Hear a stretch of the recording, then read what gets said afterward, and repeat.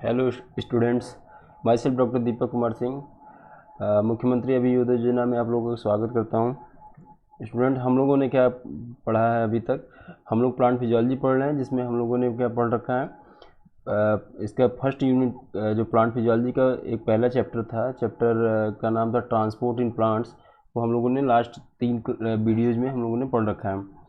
अब हम लोग नेक्स्ट चैप्टर की तरफ आते हैं, जो है चैप्टर 12, जिसका नाम है मिनरल्स एंड न्यूट्रिशन। तो ये सब जो भी हम लोग ये पढ़ रहे हैं, मिनरल न्यूट्रिशन या ट्रांसपोर्ट, तो ये सब किसके रिस्पेक्ट में पढ़ रहे हैं? प्लांट, क्योंकि ये क्या पढ़ रहे हैं हम लोग? प्लांट फिजियोलॉजी पढ़ रहे हैं। ठीक है, तो मिनरल न्यूट्रिशन, जाहिर सी बात है कि मिनरल्स न्यूट्रिशन मतलब इनऑर्गेनिक कोई कंस्टिट्यूएंट होगा, वो प्लांट में किस तरह से रोल प्ले करता है, इन सब के बारे में हमको यहाँ पढ़ना है। ये बहुत इंपॉर्टेंट होगा मिनरल न्यूट्रिशन जो प्लांट के लिए या उनके सर्वाइवल, ग्रोथ और लाइफ साइकिल कंप्लीट करने के लिए। इसलिए हमको एक अलग टॉपिक देके इसको एनसीईआरटी में एक अलग टॉपिक दिया गया जिसको पढ़ने के लिए, हम लोग को पढ़ने के लिए। तो मिनरल न्यूट्रिशन शुरू करते हैं कि कैसे इसमें कौन कौन से एक्सपेक्ट होंगे जिसको हमको पढ़ना होगा, और क्या क्या है जो हम लोग क्या करते हैं इसमें पढ़ेंगे। तो शुरू में देखते हैं, पहला ही हम लोग इसमें क्या पढ़ते हैं कि कौन कौन सा मेथड्स हैं, method to study the mineral requirements of plants. कैसे मेथड्स हैं जिनसे हम ये पता कर सकते हैं कि प्लांट्स में कौन कौन से मिनरल्स की ज़रूरत पड़ती है। मिनरल्स का ये मतलब होता है कि अपने दिमाग में एक कॉन्सेप्ट बना लो कि इनऑर्गेनिक कंस्टिट्यूएंट की बात है, इनऑर्गेनिक एलिमेंट्स की बात होगी।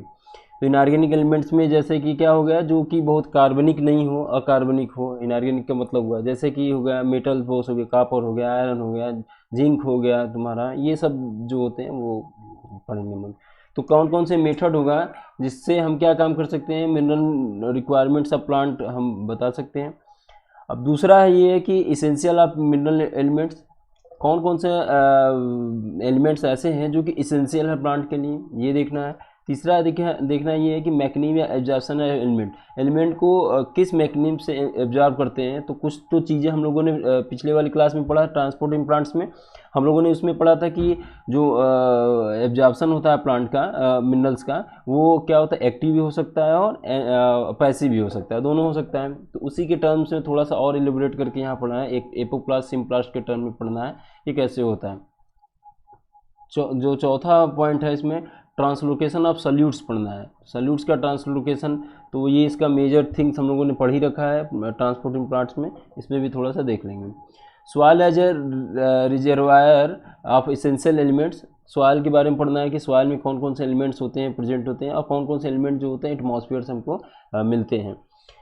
फिर उसके बाद एक बहुत ही इंपॉर्टेंट बात है जो कि मेटाबॉलिज्म और नाइट्रोजन पढ़ना है। ये अलग ही एक सेक्शन है कह सकते हो इन सब के ऐसे, जिसमें कि नाइट्रोजन के कैसे जो होता है नाइट्रोजन वो प्लांट लेता है और उसका कैसे मेटाबॉलिज्म करता है, प्लांट को कहाँ से नाइट्रोजन मिलती है और सप्लीमेंट कहाँ से होता है। और दूसरी बात ये है कि वो प्लांट जो होता है वो नाइट्रोजन को किस फॉर्म में लेता है और किस फॉर्म में एब्जॉर्ब करता है, किस फॉर्म में क्या क्या यूज में लाता है, कौन कौन से बायोमॉलिक्यूल्स को बनाता है।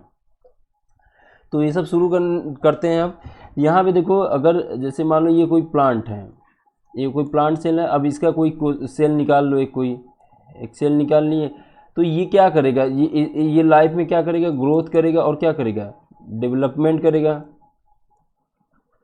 और यहाँ पे एक ह्यूमन था, उसका भी एक सेल निकाल लिए, वो भी क्या करेगा, ये वो भी ग्रोथ और डेवलपमेंट करेगा। मतलब प्लांट हो चाहे एनिमल हो या ह्यूमन हो, कोई भी होगा जो ग्रोथ और डेवलपमेंट करेगा। तो ग्रोथ और डेवलपमेंट के लिए क्या होता है कि बहुत से जो होता है 1 से 2 बन, ग्रोथ का मतलब कि डिवीजन होना है एक तरह से। तो ये क्या होगा, 1 से 2 बनेगा, तो इसमें बहुत से बायोमॉलिक्यूल्स की ज़रूरत होगी। तो इसके अंदर अगर हम इस सेल के अंदर देखें कौन कौन से बायोमॉलिक्यूल्स हैं, तो जब हम इसको कंसीडर करेंगे कौन कौन से बायोमॉलिक्यूल्स, तो ये हम देखते हैं कि इसमें तुम्हारा आ जाएगा कार्बोहाइड्रेट, प्रोटीन, फैट। यहाँ पे आ जाएगा तुम्हारा कार्बोहाइड्रेट, प्रोटीन, लिपिड, एटीसी, ये सब आ गए। कार्बोहाइड्रेट, प्रोटीन, लिपिड्स ये सब आ गए। तो इसके भी सेल में जब देखोगे तो यही है। इसका ये मतलब कि ये सब जो माइक्रो मॉलिक्यूल्स हैं, जो बड़े बड़े मॉलिक्यूल्स हैं, ये कहीं ना कहीं जो है हर सेल में मिनिमम जो रिक्वायरमेंट है या फिर कह सकते हो जो बेसिक कंस्टिट्यूएंट हैं दोनों सेल के, चाहे प्लांट हो चाहे एनिमल सेल हो, सबकी लगभग सेम है। तो कहने का मतलब है कि जब जब दोनों चीज़ें सेम है, कार्बोहाइड्रेट प्रोटीन लिपिड्स हैं, ऐसा इसलिए है कि कार्बोहाइड्रेट जो होता है तुम्हारा बनता है कार्बन हाइड्रोजन ऑक्सीजन से, प्रोटीन बनता है कार्बन हाइड्रोजन ऑक्सीजन, एक एडिशनल हो जाता है नाइट्रोजन, और लिपिड जो बनता है वो भी कार्बन हाइड्रोजन ऑक्सीजन से बनता है। तो देख रहे हो कि चाहे इतनी मेजर मेजर जो कॉन्स्टिट्यूएंट है बायोमॉलिक्यूल्स है हमारे बॉडी के अंदर, कार्बोहाइड्रेट हो गया, प्रोटीन हो गए, लिपिड्स हो गए, ये सब क्या है कि कार्बन हाइड्रोजन ऑक्सीजन से ही सेटिस्फाई हो जाता है, जबकि ये प्रोटीन होता है उसमें एक एडिशनल एलिमेंट चाहिए होता है जो कि है क्या, नाइट्रोजन। तो ये सब पढ़ेंगे आगे। तो ये जो कार्बोहाइड्रेट प्रोटीन लिपिड जो ये है, ये मिनरल न्यूट्रिशन से में नहीं पढ़ना है, इसको किस में पढ़ना है, बायोकेमिस्ट्री के चैप्टर पढ़ना है, जो बायोकेमिस्ट्री है उस वाले चैप्टर में हमको ये डिटेल में पढ़ना है। ये तो फिर पूछा जाए कि तब किसकी बात होगी इसमें मिनरल न्यूट्रिशन की, तो हमने ये कहा कि चाहे कोई भी सेल हो उसको ग्रोथ डेवलपमेंट करनी होगी, और उसमें बेसिक यही होगा, carbohydrate protein nucleotide nucleic acid DNA RNA जो है ये सब कुछ सेम लगभग होगा, और रिक्वायरमेंट भी लगभग लगभग क्या होगी, सेम होगी। अब जो अगर लाइफ प्रोसेस चल रही है, सेल ही है तो लाइफ प्रोसेस चल रही है, तो क्या कर सकते हो कि लाइफ है तो इसमें क्या होगा कि जैसे बेसिक ग्रोथ होती है, जो फेजेज आते हैं डिफरेंट डिफरेंट माइटोटिक फेजेज में, तो वो सब होंगे ही होंगे। इस चैप्टर में हम लोगों को पढ़ना है कि कौन कौन सा इन सब के अलावा, कार्बोहाइड्रेट प्रोटीन लिपिड विटामिन ये सब के अलावा जो ग्रोथ डेवलपमेंट बनेगा, कौन कौन सा मिनरल न्यूट्रिएंट्स हैं। मिनरल न्यूट्रिएंट्स क्या क्या कहते हैं, मिनरल्स न्यूट्रिएंट हैं, कौन कौन सा मिनरल न्यूट्रिएंट्स हैं जो कि पार्टिसिपेट करते हैं इस प्लांट के ग्रोथ और डेवलपमेंट में। मतलब कि ऐसे कौन से मिनरल न्यूट्रिएंट्स हैं, जो एलिमेंट हैं जो प्लांट के ग्रोथ और डेवलपमेंट में, किसके कंसर्न में, केवल प्लांट के ग्रोथ और डेवलपमेंट में वो कैसे वो मदद करते हैं या कैसे क्या रोल प्ले करते हैं। तो इस चीज़ को हम लोग इसमें पढ़ेंगे। तो जैसे कि अब इनकी लाइन देखते हैं, क्या कहते हैं, the basic need of all living organism essentially the same. जो बेसिक नीड होती है सभी, चाहे वो प्लांट सेल हो चाहे एनिमल सेल हो, सेम होती है। They require macromolecule such as carbohydrate protein lipid and water minerals and their growth और डेवलपमेंट। तो इसमें क्या होता है कि ये कार्बोहाइड्रेट लिपिड और प्रोटीन्स ये तो चाहिए, साथ में उसको वाटर और मिनरल्स भी चाहिए ग्रोथ और डेवलपमेंट के लिए। ये दो मेजर थिंग्स हैं। जब भी किसी की हेल्दीनेस या फिर उसका हेल्दीनेस एक तरह से कह लो कि वो स्ट्रेस कंडीशन में है या नहीं है, उसको चेक करना हो तो उसका ग्रोथ और डेवलपमेंट देख लेते हैं हम लोग। तो this chapter focus mainly on inorganic plant nutrition. Inorganic ये जो प्लांट न्यूट्रिशन है वो जो ग्रोथ डेवलपमेंट में किस तरह से मदद करता है, वो कैसे होंगे, इनऑर्गेनिक होंगे। इनऑर्गेनिक जहाँ भी हो जाए समझ जाओ, कार्बन हाइड्रोजन ऑक्सीजन इन सब का थोड़ा सा जो इससे बने हुए कंपाउंड है जैसे कार्बोहाइड्रेट लिपिड प्रोटीन, इनसे हम थोड़ा दूर रहेंगे। इनऑर्गेनिक मिनरल्स का मतलब हो गया कि इन सबसे चीज़ों से थोड़ा सा दूर रहेंगे। वो हम उन चीज़ों का बात करेंगे जो एलिमेंट है। तो पीरियोडिक टेबल पढ़ा होगा, पीरियोडिक टेबल में ब्लॉक्स होते हैं, S block, P block, D block, यहाँ पे एफ ब्लॉक। तो इन सब में देखो बहुत से मिनरल्स हैं, एलिमेंट्स हैं जो कि क्या करते हैं, प्लांट में रोल प्ले करते हैं। उनको हम करके जो बहुत बहुत इंपॉर्टेंट है उनको हम देखेंगे। Method identification, where you will study the method identification essential to growth and development plant, criteria for stability essentiality. अब ये बात आती है कि चलिए हम कह रहे हैं कि मिनरल न्यूट्रिशन जो है प्लांट में वो रोल प्ले करते हैं। अब मिनरल न्यूट्रिशन तो बहुत ज़्यादा है, पीरियोडिक टेबल में दिखाया ना मैंने, बहुत ज़्यादा मिनरल न्यूट्रिशन है। जैसे कि गोल्ड है AU, और मान लो टंगस्टन है W। तो ये सब जो है, ये सब तो बहुत ज़्यादा मात्रा में। तो क्या सभी जो एलिमेंट है वो प्लांट के लिए इसेंशियल है। अब बात आती है कि फिर इसेंशियल किसे कहेंगे, प्लांट के लिए कोई एलिमेंट इसेंशियल है उसे क्या कहेंगे। तो हम क्या कहेंगे कि बायोलॉजिकल सिस्टम ने, हम लोगों ने, साइंटिस्ट जो लोग हैं उन्होंने क्या काम किया कि एलिमेंट कौन कौन से प्लांट के लिए ऐसा कुछ एलिमेंट का हम वो सिलेक्शन कर दें या बता दें, कुछ रूल ऐसे बना दें जो एलिमेंट वो उस रूल को अगर फॉलो करेगा तो उसको हम कहेंगे इसेंशियल एलिमेंट। अगर उस रूल को फॉलो नहीं कर रहा है तो उसको कहेंगे नॉन इसेंशियल एलिमेंट। तो पहले ही हो गया जो मिनरल न्यूट्रिशन हो गया, उसमें क्या होगा, ये इनऑर्गेनिक कंपाउंड होते हैं, इनऑर्गेनिक होते हैं, और ये दो तरह के हो सकते हैं। पहला क्या हो गया, पहला हो जाएगा तुम्हारा क्या कह सकते हैं, नॉन इसेंशियल, इसेंशियल एलिमेंट और एक क्या हो गया, इसेंशियल एलिमेंट। इसेंशियल एलिमेंट का ये नॉन इसेंशियल, इसेंशियल में दोनों में, इसेंशियल का ये मतलब है कि बिना उसके कोई भी प्लांट या कोई भी जो भी प्लांट का स्पीसीज है वो अपनी लाइफ साइकिल कंप्लीट नहीं कर पाएगा। उसकी लाइफ साइकिल क्या हो जाएगी, चेक हो जाएगी। उसकी ग्रोथ और डेवलपमेंट क्या हो जाएगी, चेक हो जाएगी। नॉन इसेंशियल है कि अगर ये हो तब भी ठीक है, अगर ना हो तब भी ठीक है। मतलब एक तरह का क्या होगा, ये जो है ये बहुत ज़्यादा ज़रूरी नहीं है कि इसके बिना लाइफ साइकिल नहीं। तो ये वाले बहुत इंपॉर्टेंट हो गए इसेंशियल एलिमेंट।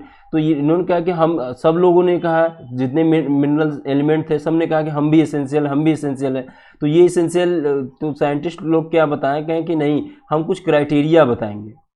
हम क्या बताएंगे, क्राइटेरिया बताएंगे कि इस अगर ये कुछ जैसे 1 क्राइटेरिया 2 3 4 ऐसे कुछ क्राइटेरिया बताएंगे। अगर ये चारों क्राइटेरिया या तीनों क्राइटेरिया कोई एलिमेंट फुलफिल करेगा तो उसको हम इस कैटेगरी में रख देंगे, इसेंशियल एलिमेंट के कैटेगरी में। अगर वो फुलफिल नहीं करेगा तो उसको रख देंगे, इसमें से एक भी अगर नहीं फुलफिल किया तो चला आ जाएगा किसमें, नॉन इसेंशियल की कैटेगरी में। क्लियर है। तो हम लोगों को मिनरल न्यूट्रिशन पढ़ना है। मिनरल न्यूट्रिशन में हम लोग देखें कि जो सभी सेल्स होते हैं लगभग carbohydrate, protein, lipid, water, minerals, इन सब की ज़रूरत होती है उनको ग्रोथ और डेवलपमेंट के लिए। हमको यहाँ कार्बोहाइड्रेट, प्रोटीन, फैट, लिपिड नहीं पढ़ना है। हमको क्या करना है कि यहाँ पे मिनरल न्यूट्रिशन की बात करना है। तो पीरियोडिक टेबल में बहुत से मिनरल जो एलिमेंट्स हो वो पढ़े होंगे, S block, P block, D block, F. उनमें से कौन कौन सा एलिमेंट्स जो है जो कि प्लांट के लिए बहुत ही इसेंशियल है। अब बात आती है ये कौन बताएगा कि कौन इसेंशियल कौन इसेंशियल नहीं है। इसेंशियल बताने के लिए हम क्या करते हैं कि कुछ क्राइटेरिया फिक्स किए हैं। उस क्राइटेरिया पे हम देखते हैं कि कोई एलिमेंट को, जैसे मान लो कोई एलिमेंट नया खोजा गया, उस एलिमेंट का नाम एक्स है, तो एक्स एलिमेंट को ये क्राइटेरिया पे 1 2 3 4 पे हम देखेंगे कि ये फिट बैठ रहा है कि नहीं। अगर ये फिट बैठा तो हम क्या कर देंगे, ये इसेंशियल एलिमेंट है। अगर फिट नहीं बैठा तो एक भी अगर क्राइटेरिया फिट नहीं बैठा तो उसको कहेंगे नॉन इसेंशियल। अब ये पूछा जाएगा अगर बताओ नॉन इसेंशियल एलिमेंट आ जाएगा प्लांट में तो क्या वो हार्मफुल है या यूजफुल है या कुछ भी ऐसा करके, तो कहोगे कि अगर ये होगा तब भी ये होगा तब भी क्या है, ये सही है, नहीं होगा तब भी। तो ये कुछ अब पूछा जाए नॉन इसेंशियल एलिमेंट क्या सभी प्लांट में होते हैं, ऐसा ज़रूरी नहीं है। नॉन इसेंशियल एलिमेंट का ये मतलब हुआ कि ये स्पेसीज टू स्पेसीज या प्लांट टू प्लांट वेरी करेगा। कैसे, अगर कोई प्लांट होगा मान लो जैसे कि वो गोल्ड को एक्यूमुलेट करता है जहाँ पे, तो वो एक तरह का इंडिकेटर हो गया। गोल्ड का क्या हो गया, जैसे कोई मान लो प्लांट है और वो वहाँ पे पाया जा रहा है, मान लो यहीं पे जैसे एक एक्यूसीटम का पौधा है, तो ऐसे ये पाया जा रहा है और यहाँ पे क्या है, गोल्ड की बहुत अधिकता है, मतलब सॉइल में गोल्ड है। तो इसका ये मतलब हो जाता है कि इक्वेसिटम या जो भी प्लांट कोई है, जो भी कोई पर्टिकुलर वो है क्या कहते हैं जिसके वो इंडिकेटर है ये, वो यहाँ पे पाया जा रहा है। तो जैसे ये पौधा यहाँ मिलेगा हम बता सकते हैं कि हाँ यहाँ पे इसकी मात्रा होगी। तो इस तरह से हम क्या कर सकते हैं कि ये एक्यूमुलेट भी कर सकता है। तो ये होते हैं नॉन इसेंशियल। इनका लाइफ साइकिल कंप्लीट होने ना कंप्लीट होने से कोई ज़्यादा मतलब नहीं होता है।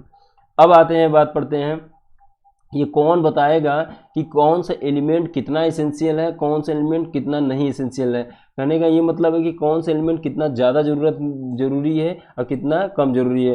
तो बहुत लोगों ने हम लोगों को अगर करना हो तो हम लोग क्या काम करेंगे, हम लोग प्लांट को लगाएंगे खेत में और खेत में सॉइल में लगाएंगे और सॉइल में लगाने के बाद हम लोग चेक करेंगे कि देखिए इसमें कौन कौन सा एलिमेंट की ज़रूरत है। तो पहले लोगों ने क्या काम किया कि ऐसे चेक किया, पहले लोगों ने क्या किया कि ये चेक करना हुआ कि क्राइटेरिया ऑफ एसेंशियलिटी को, तो उन्होंने क्या काम किया, सबसे पहले ये वाइट कर लें, देखो उन्होंने सबसे पहले क्या किया कि ये प्लांट था, ये सॉइल था और यहाँ पे पत्तियाँ थी और ये प्लांट ग्रो कर रहा था।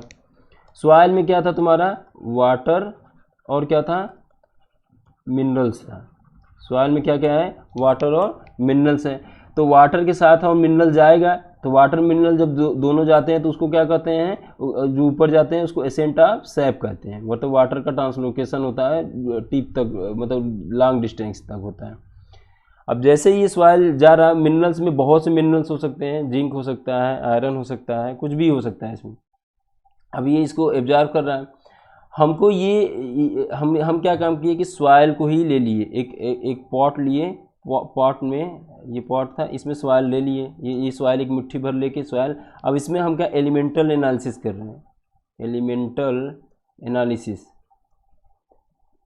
एलिमेंटरी एनालिसिस का करने का क्या मतलब हुआ? एलिमेंटरी एनालिसिस का ये मतलब हुआ कि कौन कौन से एलिमेंट इसमें प्रेजेंट है और किस कंसंट्रेशन में, मतलब विच एलिमेंट और उसका कंसंट्रेशन, ये दो चीज़ बताएगा इसमें। एलिमेंटल एनालिसिस जब करेंगे तो हम क्या बताएगा कि कौन सा जो है एलिमेंट इसमें प्रेजेंट है और किस कंसंट्रेशन में प्रेजेंट है। ये एलिमेंटल एनालिसिस के लिए बहुत से टेक्निक्स होते हैं। इसमें सबसे मोस्ट जो फ्रिक्वेंटली यूज होता है उसको डबल AS कहते हैं, एटॉमिक एब्जॉर्प्शन स्पेक्ट्रोस्कोपी, स्पेक्ट्रोस्कोपी। तो ये डबल AS जो एक इंस्ट्रूमेंट होता है जिससे हम एलिमेंटल एनालिसिस करते हैं। सॉइल सैंपल हो गया, चाहे किसी से भी, प्लांट से भी कर सकते हैं, सॉइल सैंपल से करते हैं। वो क्या बताता है? तो वो कौन सा एलिमेंट है और किस कंसंट्रेशन में, ये बता देगा इसमें। तो हम जब देख रहे हैं तो सॉइल तो एक डायनामिक है ना, जैसे बगल का सॉइल है, कुछ इसमें कुछ और मिनरल्स का कंस्टिट्यूएंट है, यहाँ का कुछ और कंस्टिट्यूएंट है यहाँ, तो ये बड़ी प्रॉब्लम हो जाएगी। और ये डिटरमाइन करना कि कौन सा मिनरल न्यूट्रिएंट जो प्लांट में जा रहा है और कौन सा जो है किसकी कमी से यहाँ कोई सिम्टम जनरेट हो रहा है, ये बहुत ही ज़्यादा दिक्कत होगी। तो ऐसे एलिमेंट को जिसमें जैसे सॉइल में जो मिनरल्स होंगे, वैसे एलिमेंट को हम क्या काम करते हैं? Undefined element. क्या कहते हैं? अनडिफाइंड। मीडिया जैसे होता है वैसे ही क्या है सॉइल, अनडिफाइंड मिनरल न्यूट्रिएंट्स। तो यहाँ पे जो सॉइल में था ये सब सारी चीज़ें, जैसे सॉइल में था को बहुत से एलिमेंट है, तो ये कैसा है? अनडिफाइंड है। कैसा है? अनडिफाइंड। तो पूछा गया कि तो फिर डिफाइंड क्या होगा? तो कहेंगे एक फ्लास्क ले लो, फ्लास्क में क्या कर लो? वाटर ले लो और इसमें क्या करो? 1 2 3 4 ऐसे ऐसे करके, जैसे पोटेशियम नाइट्रेट,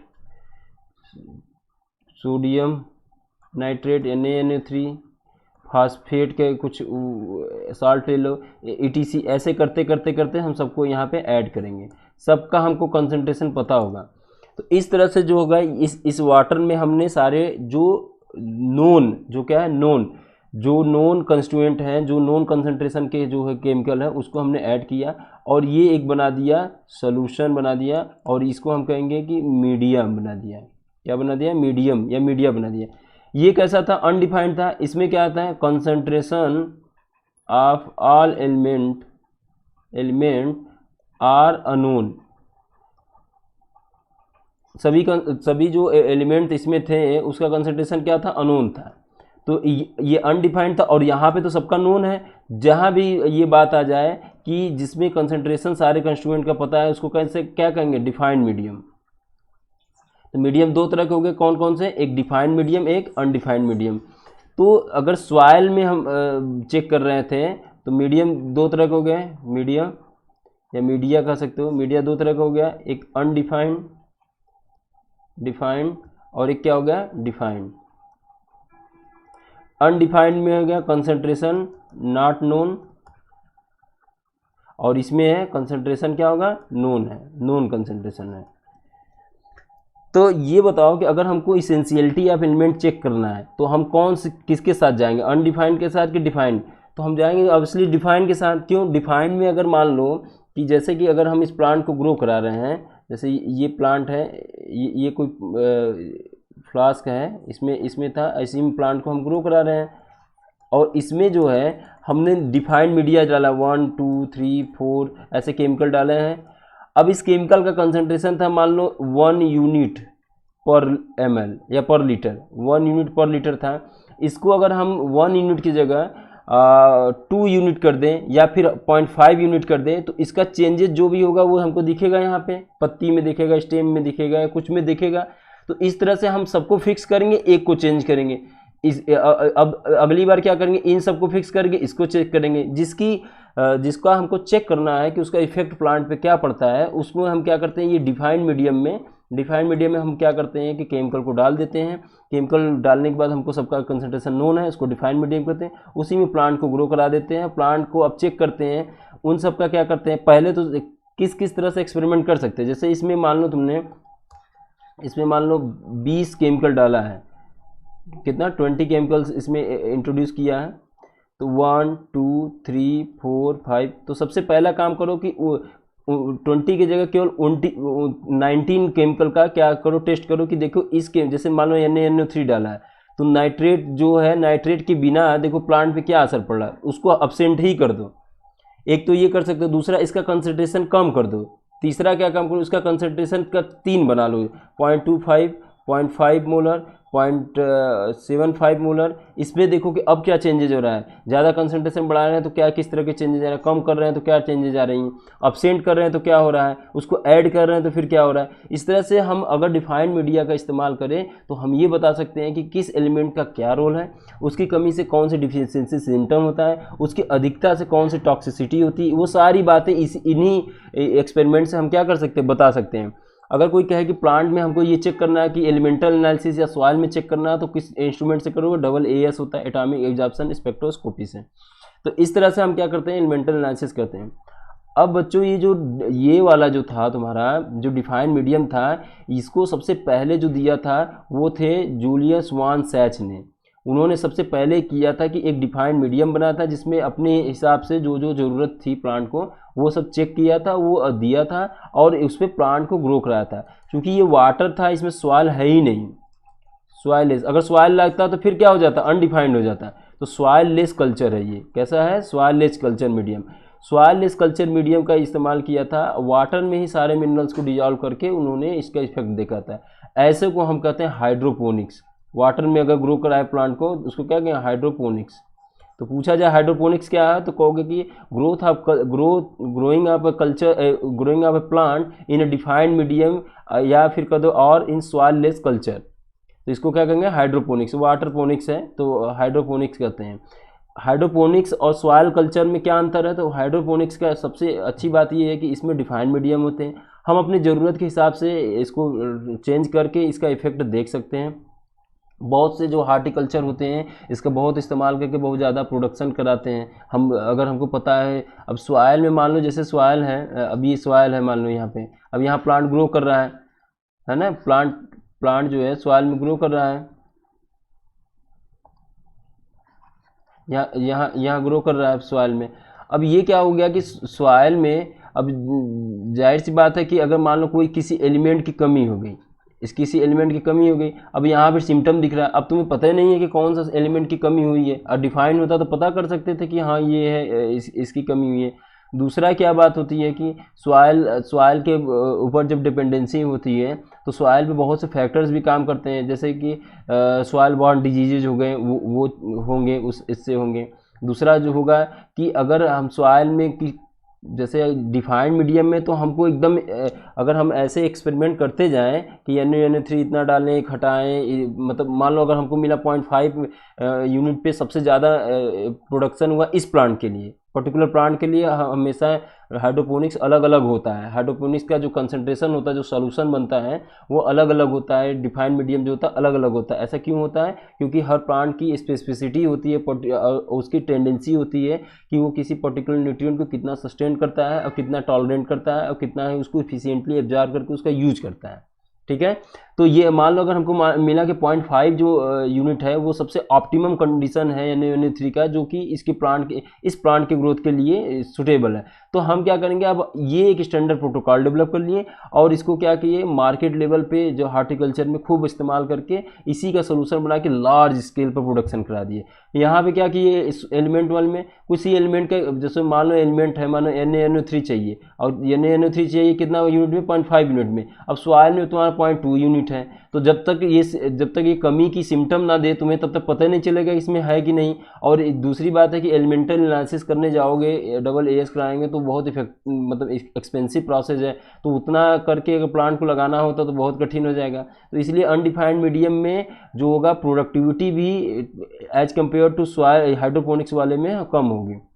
अब बात आती है तो फिर ये तो एकदम बेकार हो गया रूट वाला कल्चर, तुम्हें लग रहा होगा। नहीं, रूट वाला कल्चर बहुत ही स्टेबल। अगर लॉन्ग प्लांट है जैसे यूकेलिप्टस ये सब हो गए पौधे, तो क्या सॉइल लेस कल्चर थोड़ी ना कर पाओगे इसको, तो वो छोटे छोटे प्लांट होंगे जो कि इकोनॉमिकली बहुत ज़्यादा इंपॉर्टेंट है। जैसे कि क्या कर सकते हो, टोमेटो हो गया, ये इन सब के जो भी कैबेज हो गया, इन सबको ककम्बर, ये सबको हम क्या करते हैं हाइड्रोपोनिक्स में ग्रो कराते हैं। ठीक है, तो ये बताओ कि इस वाले जो हमने ये बताया कि 20 न्यूट्रिएंट चाहिए, उसके बेसिस पे हम ये क्राइटेरिया निर्धारित कर सकते हैं कि नहीं कर सकते कि हाँ कितने कौन कौन से एलिमेंट इसेंशियल है। अब जैसे कि अगर NaNO3 ना दे और देखे कि पूरा लाइफ साइकिल कंप्लीट होगा, तो ये इसेंशियल एलिमेंट होगा? नहीं होगा, है ना। वो एसेंशियल एलिमेंट नहीं होगा। क्यों? क्योंकि NaNO3 के बिना ही लाइफ साइकिल कंप्लीट कर लिया, उसको कोई प्रॉब्लम नहीं हुई। तो इसी तरह से हालांकि हम जानते हैं नाइट्रोजन की बहुत इंपॉर्टेंट ज़रूरत होती है प्लांट के लिए, वो प्रोटीन सिंथेसिस के लिए हो गया, और भी बहुत सी चीज़ें हैं। तो ये कुल हो गया कि हाइड्रोपोनिक्स क्या होता है, ये होता है। इसी तरह बच्चों यहाँ पे एक चीज़ जान जाओ कि एक होता है एरोपोनिक्स। तो उसमें क्या करते हैं, सॉइल लेस कल्चर जैसे इसमें बनाते हैं, तो उसमें एयर में होता है, उसमें मिस्ट या एरेशन ऐसे ऐसे कर देते हैं, वाटर का ही ड्रॉपलेट्स ऐसे छिड़क देते हैं, उससे वो ग्रो करता है। इसके बारे में थोड़ा सा और देख लेते हैं हम लोग, थोड़ा कुछ फिगर से। देखो ये सब है हाइड्रोपोनिक्स हमारा, देख रहे हो। एक स्टैंडर्ड डिफाइंड मीडिया हमने तैयार कर लिया। स्टैंडर्ड डिफाइंड मीडिया से हमने क्या किया, इतना बड़ा लार्ज स्केल पर प्रोडक्शन हो रहा है एकदम कंट्रोल्ड कंडीशन में। डिफाइंड मीडियम अगर होगा तो तभी इस तरह से देखो यहाँ पे हाइड्रोपोनिक्स का ये देखो। इसमें देखो क्या इंटरेस्टिंग बात है, अगर इतना प्लांट को लगाना होता है तुम्हें सॉइल में, तो यही सॉइल, इतना सॉइल तो घेर जाता ना, ख़त्म हो जाता है, इतना सॉइल तो ऑक्युपाई कर लेता है। लेकिन यहाँ पे देखो 1 स्टेप 2 स्टेप कई स्टेप बना के तो सॉइल की बचत कर रहा है कि नहीं कर रहा है। पॉपुलेशन इतनी बढ़नी थी, इस तरह के टेक्निक को तो और अच्छा होगा कि जितना ज़्यादा प्रोडक्शन कराए उतना ही अच्छी बात है, समझ रहे हो नहीं। तो इस तरह से क्या होगा कि हाइड्रोपोनिक्स जो है प्रैक्टिकल किया जाता है हॉर्टिकल्चर में, इस तरह के लार्ज स्केल पे। सबसे पहले तो हम क्या करेंगे कि उसकी एसेंशियलिटी डिटरमाइन करेंगे, एक स्टैंडर्ड सोल्यूशन बनाएंगे उस प्लांट के लिए, उस प्लांट के स्पेसिफिक सोल्यूशन को हम स्टैंडर्ड बना के उसको दे देंगे, उस तरह के केमिकल बना के हम इसमें सप्लाई कर देंगे, इस तरह के प्लांट को लगा देंगे। तो ये हो गया हाइड्रोपोनिक्स। इसमें एयरेशन बहुत ज़रूरी होता है एयर के लिए, तो उसके लिए कुछ चैम्बर बनाते हैं, वो दिखाते हैं अभी। अब देखो यहाँ पे हाइड्रोपोनिक्स में क्या था, वाटर यहाँ लगा हुआ है, ये सप्लाई कर रहा है वाटर का, यहाँ पे वाटर की सप्लाई हो रही है, यहाँ पे वाटर की सप्लाई हो रही है। अब फिर क्या हो रहा है कि ये पूरा बाथ होता जा रहा है और फिर आ जाए, फिर ऐसे ही चलता रहा है। एरोपोनिक्स में क्या है, देखो यहाँ पे ये स्प्रिंकलर जैसा कुछ लगा है, मिस्ट, ये क्या है, छिड़काव जैसा करता है, तो ये भी मिला जुला कुछ वैसे ही है। तो एरोपोनिक्स क्या है कि जब ग्रो करे और उसमें क्या हो कि मिस्ट जैसा कुछ छिड़काव करे, उसको हम क्या कहते हैं, एरोपोनिक्स कहते हैं। अब देखो इसमें इसकी कुछ खास बात है हाइड्रोपोनिक्स की, इसमें सॉइल की कितनी ज़रूरत पड़ती है, 0 सॉइल। तो सॉइल ज़रूरत कम होगी तो इससे क्या होगा, सॉइल की जब ज़रूरत कम होगी तो क्या होगा, जब सॉइल की ज़रूरत कम पड़ेगी तो इसमें क्या होगा कि वाटर वाला सोल्यूशन होगा। तो वाटर वाला सोल्यूशन का ये मतलब होगा जो सॉइल कम ज़रूरत पड़ेगी, इसका ये मतलब कि जो पॉपुलेशन बढ़ रही है जिस हिसाब से, उस तरह से क्या होगा कि अगर सॉइल पे डिपेंडेंसी थोड़ी सी कम कर रही है ये। दूसरा, अगर डिफाइंड मीडिया है, डिफाइंड मीडिया में क्या है, ग्रोथ रेट जो होती है दुगुना होती है। क्यों? क्योंकि हम एकदम स्टैंडर्ड चीज़ें दे रहे हैं। दूसरा, वाटर का जो होता है कंजप्शन वो कम करता है, सॉइल भी एब्जॉर्ब करेगा, फिर प्लांट लेगा, उसमें केवल प्लांट लेगा। तीसरा जो होता है इसमें कि जो वीड, अब जैसे सॉइल में तो क्या करता है, सॉइल तो सपोर्ट सबको करता है, जैसे ये तुम्हारा प्लांट है वो तो ग्रो ही कर रहा है, साथ में क्या कर रहा है, यहाँ पे वीड भी ग्रो कर रहा है। तो वीडी साइड छिड़कते या इसको इरिगेशन वो क्या करते हैं, निराई करते हैं ना, उसको सैनिटेशन करते हैं, तो ये सब हटाते वीड को, तो ये इन सब प्रॉब्लम से भी हट जाते हैं, हम बच जाते हैं। न्यूट्रिएंट इफिशियंसी, मतलब न्यूट्रिएंट जितना दोगे वो सप्लाई करके एब्जॉर्ब कर लेगा। फ्यूअर पेस्टिसाइड बहुत कम यूज करते हैं। तो ये इस तरह से हम क्या काम करते हैं कि हाइड्रोपोनिक्स का इस्तेमाल किया जा सकता है इन सब बड़े बड़े लार्ज स्केल पे। अब देखो यहाँ पे कुछ दिया है हाइड्रोपोनिक्स का कि diagram of typical of nutrient solution, ये दिया गया है। न्यूट्रिशन सोल्यूशन हो गया, एरेशन ट्यूब हो गया यहाँ पे एयर के लिए, और यहाँ पे क्या जो भी सोल्यूशन तुम्हारा जो डिफाइंड मीडियम के लिए है वो यूज करेंगे। और यहाँ कॉटन लगा दिया, ये प्लांट को लगा दिया, अब इस तरह से ग्रो कर रहा है।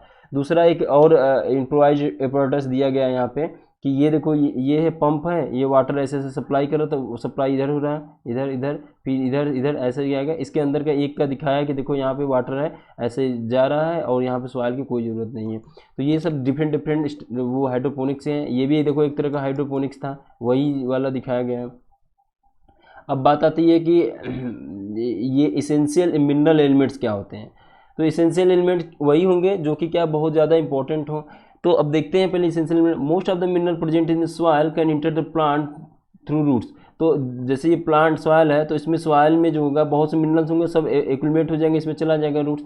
In fact more than 60 elements, the 60 elements of 1 5 discovered, मतलब ये कह रहे हैं कि मोर देन 60 एलिमेंट, मतलब 60 से भी ज़्यादा एलिमेंट्स ऐसे होते हैं जो कि क्या करता है कि डिफरेंट प्लांट्स में पाए जाते हैं। तो ऐसा नहीं है कि 60, जैसे मान लो 2 पौधे हैं, एक ए पौधा है एक बी पौधा है, तो 60 एलिमेंट इसी में पाया जाता है, 60 एलिमेंट इसमें पाए, नहीं, ये वेरी करता है। जैसे डिफरेंट प्लांट का एलिमेंटल एनालिसिस किया गया, तो उसमें देखा गया कि जो 105 जो या उससे अधिक जो डिस्कवर्ड किए गए एलिमेंट्स हैं, जो अभी के डेट में बहुत ज़्यादा हो गए एलिमेंट डिस्कवर किए हैं, उसमें से 60 से अधिक हैं जो कि प्लांट में पाया जाता है। अब ये बात आती है कि क्या सभी इसेंशियल हैं, तो फिर वही बात गया criteria of essentiality. Criteria of essentiality क्या करता है कि जो सबसे ज़्यादा जो होगा, मतलब कि जो लाइफ साइकिल को कंप्लीट करने में मदद करेगा, जिसके बिना उसकी लाइफ साइकिल नहीं कंप्लीट होगी, दूसरा रिप्रोडक्शन नहीं होगा, दूसरा एक तीसरा क्या होगा, उसकी जगह पे कोई दूसरा एलिमेंट नहीं ले सकता। तो ये सब कुछ क्राइटेरिया होंगे। तो ये सारे मोर देन जो 60 है सभी इसेंशियल नहीं है।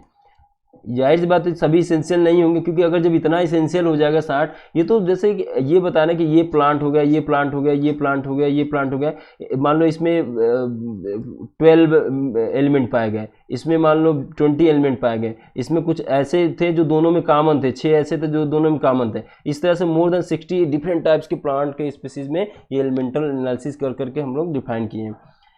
One this for different plant, some plant species accumulate selenium, जैसे कुछ पौधे होते हैं सेलेनियम एक्यूमुलेट, लेकिन मान लो ये ए वाला पौधा था, किसको एक्यूमुलेट करता है, सेलेनियम को, अब बी वाला नहीं करता, बी वाला गोल्ड को एक्यूमुलेट करता है, और ए वाला क्या करता है, सेलेनियम को करता है, बी वाला किसको करता है, गोल्ड को करता है। तो इस तरह से क्या हुआ कि ये 2 हो गए ना, 60 में ये 2 आ गए, लेकिन एक पौधे केवल सेलेनियम, अब कुछ ही पौधे, अब यहाँ पे बहुत से और पौधे हैं जो कि नहीं करते, ना सेलेनियम करता है ना गोल्ड करता है।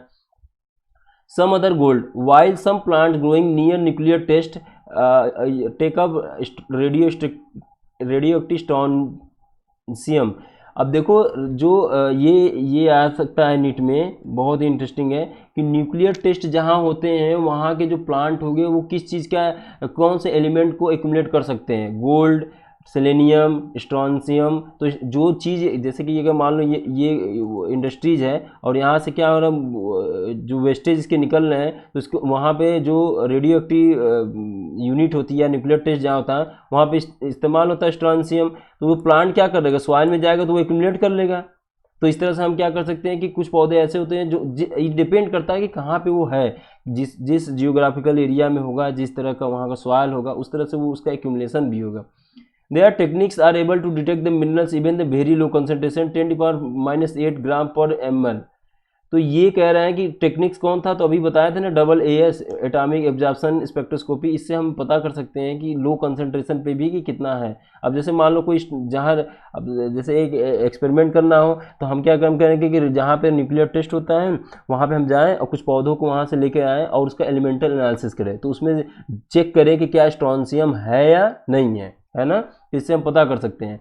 The question is whether all the diverse mineral element present in the plant, for example gold, selenium as mentioned above are really necessary for plant, how do you decide the essentiality of a plant। तो ये क्या है कि जो इतने element diverse type के हम बता रहे हैं, क्या सभी इसेंशियल है, तो हम जानते हैं कि नहीं, सभी इसेंशियल नहीं होगा, कुछ क्राइटेरिया होगा जो फुलफिल करता है, उसी को हम क्या कहते हैं, इसेंशियल एलिमेंट कहते हैं। तो क्राइटेरिया ऑफ इसेंशियलिटी, अब ये पॉइंट पढ़ते हैं, ये बड़ा इंटरेस्टिंग बात है कि क्या क्या बातें होंगी। वो जैसे इन्होंने 3 बातें दी हैं कि क्राइटेरिया इसेंशियलिटी के लिए कि कौन कौन से क्राइटेरिया होगा जिसको अगर वो एलिमेंट फॉलो करेगा तो उसको हम क्या काम कर दे, उसको क्या कर देंगे कि वो इसेंशियल एलिमेंट है। अब देखो वो क्या क्या है क्राइटेरिया। तो सबसे पहला जो है क्राइटेरिया इसेंशियलिटी में, सबसे पहला जो है तुम्हारा, एक सेकेंड, ये हो गया,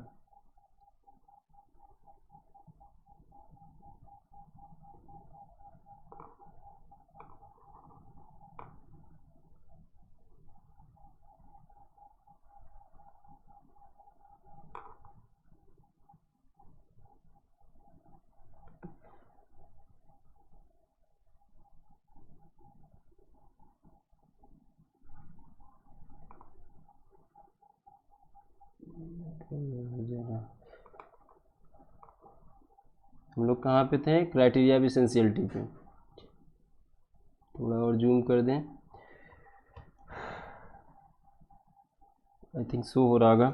देखो क्राइटेरिया ऑफ एसेंशियलिटी में हम लोग क्या करते हैं, पहला ये देखते हैं, the element must be absolutely necessary for the supporting the normal growth.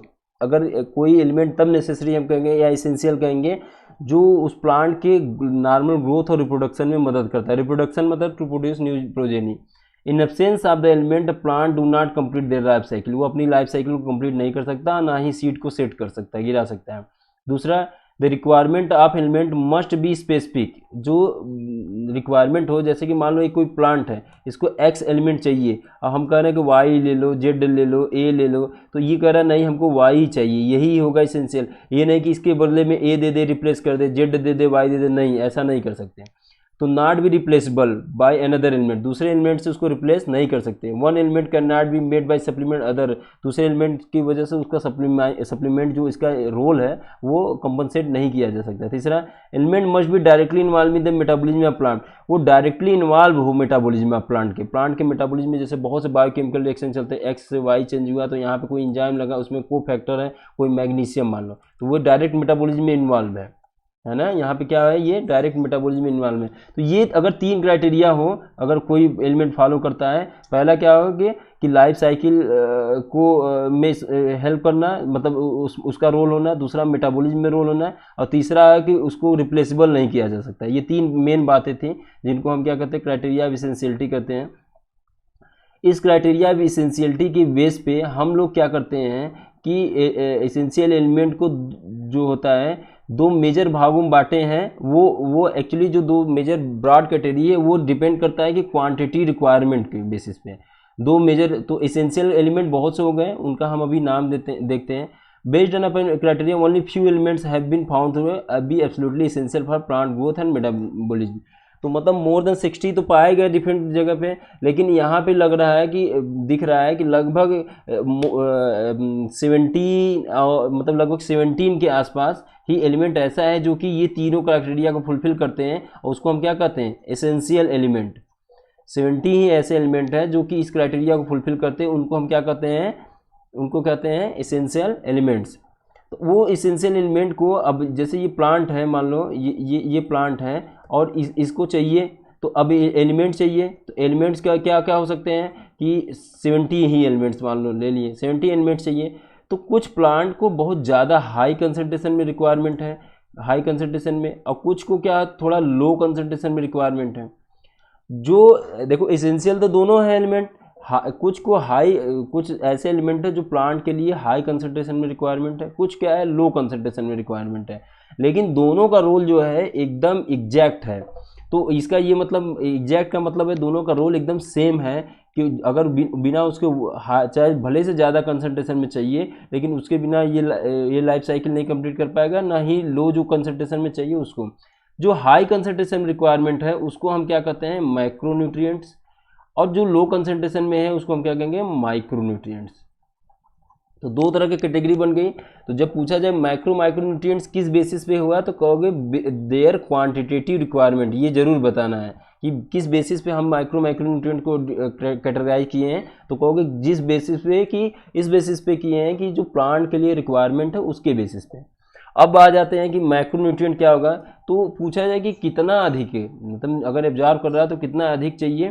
तो पहला है मैक्रोन्यूट्रिएंट जो है, are generally present in the plant tissue in large amount in excess से 10 millimolar per KG of dry weight. अगर dry weight ले लिया जाए 1 केजी का, तो उसमें इतना होना चाहिए, इससे अधिक होना चाहिए, 10 मिलीमोलर, 10 मिलीमोल पर केजी, मतलब 1 केजी ड्राई वेट है। जैसे मान लो ये कोई वो है, कोई प्लांट का मटेरियल है, इसका ड्राई वेट हम ले लिए, मतलब जो वाटर है उसको डिसिकेट कर दे, सुखा दिए, और उसका मान लो 1 केजी है। तो उसमें अगर हम एलिमेंटल एनालिसिस करने गए तो उसमें देखिए मिनी मोल में ये देखिए कि वो 10 मिलीमोल से ज़्यादा है, तो उसको हम कंसीडर कर लेंगे कि ये क्या है, मैक्रोन्यूट्रिएंट्स है। तो हम लोगों को करना नहीं है ये, हम लोगों को बस इतना देखना ये है कि जो ये करके बताया गया है कि ये एलिमेंट जो है वो 10 मिलीमोल पर केजी अब ड्राई वेट से ज़्यादा पाए जाते हैं इन प्लांट में, उसको हम मैक्रोन्यूट्रिएंट कहते हैं। वो कौन कौन से एलिमेंट है, तो ये है carbon, hydrogen, oxygen, nitrogen, phosphorus, sulphur, potassium, calcium, magnesium. ये जो है एलिमेंट है चॉपकिंस, ये है carbon, hydrogen, oxygen, phosphorus, potassium, nitrogen, sulphur और कौन है, कैल्शियम, मैग्नीशियम। सब आ गए ना, CHO, N, P, S, ये सारे आ गए। तो 2 2 4 6 7 2 9, 1 2 3 4 5 6 7 8 9 ऐसे थे जो कि क्या थे, जिनकी रिक्वायरमेंट 10 मिलीमोल पर केजी ऑफ ड्राई वेट से ज़्यादा चाहिए होती, तो उसको माइक्रोन्यूट्रिएंट कहते हैं। अब इसमें जो होता है, जब फोटोसिंथेसिस होता है तो हमको पता है कि CO2 एटमॉस्फेयर से आता है, तो कार्बन का जो सोर्स हो गया वो क्या हो गया, एटमॉस्फेयर हो गया, ना कि सॉइल। दूसरा हो गया वाटर, क्या होता है, वाटर जो होता है सॉइल से जाता है। तो ये कह रहे हैं कि अब अच्छा, ये जो वाटर आता है तो ये C6H12 वो 6 बनाता है, तो वाटर जो हाइड्रोजन है वो भी कहीं ना कहीं इन दोनों का ही मिलने की ही वजह से बन रहा है। तो mainly obtain from CO2 and H2O। कौन कौन, carbon, hydrogen, oxygen, CHO mainly obtain from CO2 and H2O। ये कहाँ से, फोटोसिंथेसिस से। तो ये बताओ CHO किस किस के बनाने के लिए अभी पढ़े थे हम लोग, पढ़ा था, तो ये कार्बोहाइड्रेट बनाने के लिए था, और लिपिड भी इन्हीं दोनों से बन सकता है। इसमें केवल नाइट्रोजन ऐड कर दे तो क्या हो जाएगा, प्रोटीन भी हो जाएगा, है ना। तो अमीनो एसिड हो जाएगा वो, फिर फलने क्या होगा, protein. While other absorb from the soil and as mineral nutrition. और इसके अलावा जो भी है, कार्बन, हाइड्रोजन, ऑक्सीजन के अलावा जितने भी हैं सब किससे एब्जॉर्ब होते हैं, वो सॉइल से एब्जॉर्ब होता है। दूसरा है माइक्रोन्यूट्रिएंट्स, जिसको ट्रेस एलिमेंट कहते हैं। देखो बच्चों, यहाँ पे एक बात याद रखना कि ट्रेस और ट्रेसर एलिमेंट में क्या अंतर होता है, कई बार एग्जाम में आता है ये। तो ट्रेस एलिमेंट जो होगा, जो बहुत ही लेस अमाउंट में रिक्वायरमेंट होगी, लेस अमाउंट में रिक्वायरमेंट होगी प्लांट को, जो सबसे लेस अमाउंट में रिक्वायरमेंट हो, जैसे क्या है, लेस देन किसके, 10 मिलीमोल पर केजी ऑफ ड्राई वेट, उसको हम क्या कहेंगे, माइक्रोन्यूट्रिएंट्स कहेंगे या ट्रेस एलिमेंट कहेंगे। और दूसरा क्या होता है, ट्रेसर एलिमेंट क्या होगा, वो एलिमेंट, ट्रेसर मतलब खोज करने वाला एलिमेंट, तो वो डिटेक्ट करने के लिए होता है कि किस बायोकेमिकल में, जैसे कि मान लो ट्रेसर एलिमेंट को ये ऐसा हम डाल दिए और वो जा रहा है डिटेक्ट करने, X+Y कर दिए और ये क्या XY कर दिए, तो हम ये बता दिए कि देखिए X से Y ही जोड़ता है, तो ये ट्रेस कर दिया ना, बता दिया। तो इस तरह के ट्रेसर एलिमेंट क्या होता है, वो हम किसी चीज़ को, किसी बायोकेमिकल पाथवे को डिस्कवर करने के लिए हम यूज करते हैं। ट्रेस एलिमेंट क्या होते हैं, वो माइक्रोन्यूट्रिएंट ही होते हैं जो लेस अमाउंट में प्लांट को रिक्वायर होते हैं। दीज इंक्लूड्स, ये क्या क्या इंक्लूड करता है, तो ये इंक्लूड करता है iron, manganese, copper, molybdenum, zinc, boron, chlorine, nickel, ये सब क्या होते हैं। अब ये टोटल कुल कितने हो, 17 हो गए एसेंशियल एलिमेंट। तो ये 17 जो है दोनों मिलके ये क्या करते हैं, ये तीनों क्राइटेरिया को फुलफिल करते हैं, पहला, दूसरा, तीसरा। पहला क्या था कि लाइफ साइकिल, दूसरा क्या था कैन नॉट बी रिप्लेसेबल, तीसरा क्या था मेटाबॉलिज्म में डायरेक्ट इन्वॉल्वमेंट, तो करते हैं ये। अब आगे बढ़ते हैं हम लोग कि अब एसेंशियल एलिमेंट को दो कैटेगरी में हम लोगों ने बांटा था। एसेंशियल एलिमेंट को दो कैटेगरी में बांटा था, पहला था मैक्रो और दूसरा क्या था, माइक्रो था। अब फिर एसेंशियल एलिमेंट को कह रहा है दो कैटेगरी में, तो ये बांटने को एसेंशियल एलिमेंट फिर कहा जा रहा है कि इसको कैटेगरी में बांटिए, डिवीजन कीजिए। तो यहाँ पे कैटेगरी क्या थी, क्वांटिटी, जो क्वांटिटी है required by plant. Essential element के जो माइक्रो यहाँ बांट रहे हैं, यहाँ पे क्या था, यहाँ पे किस क्वांटिटी में प्लांट को जरूरी है, इसकी बेसिस पे हम बांट रहे हैं।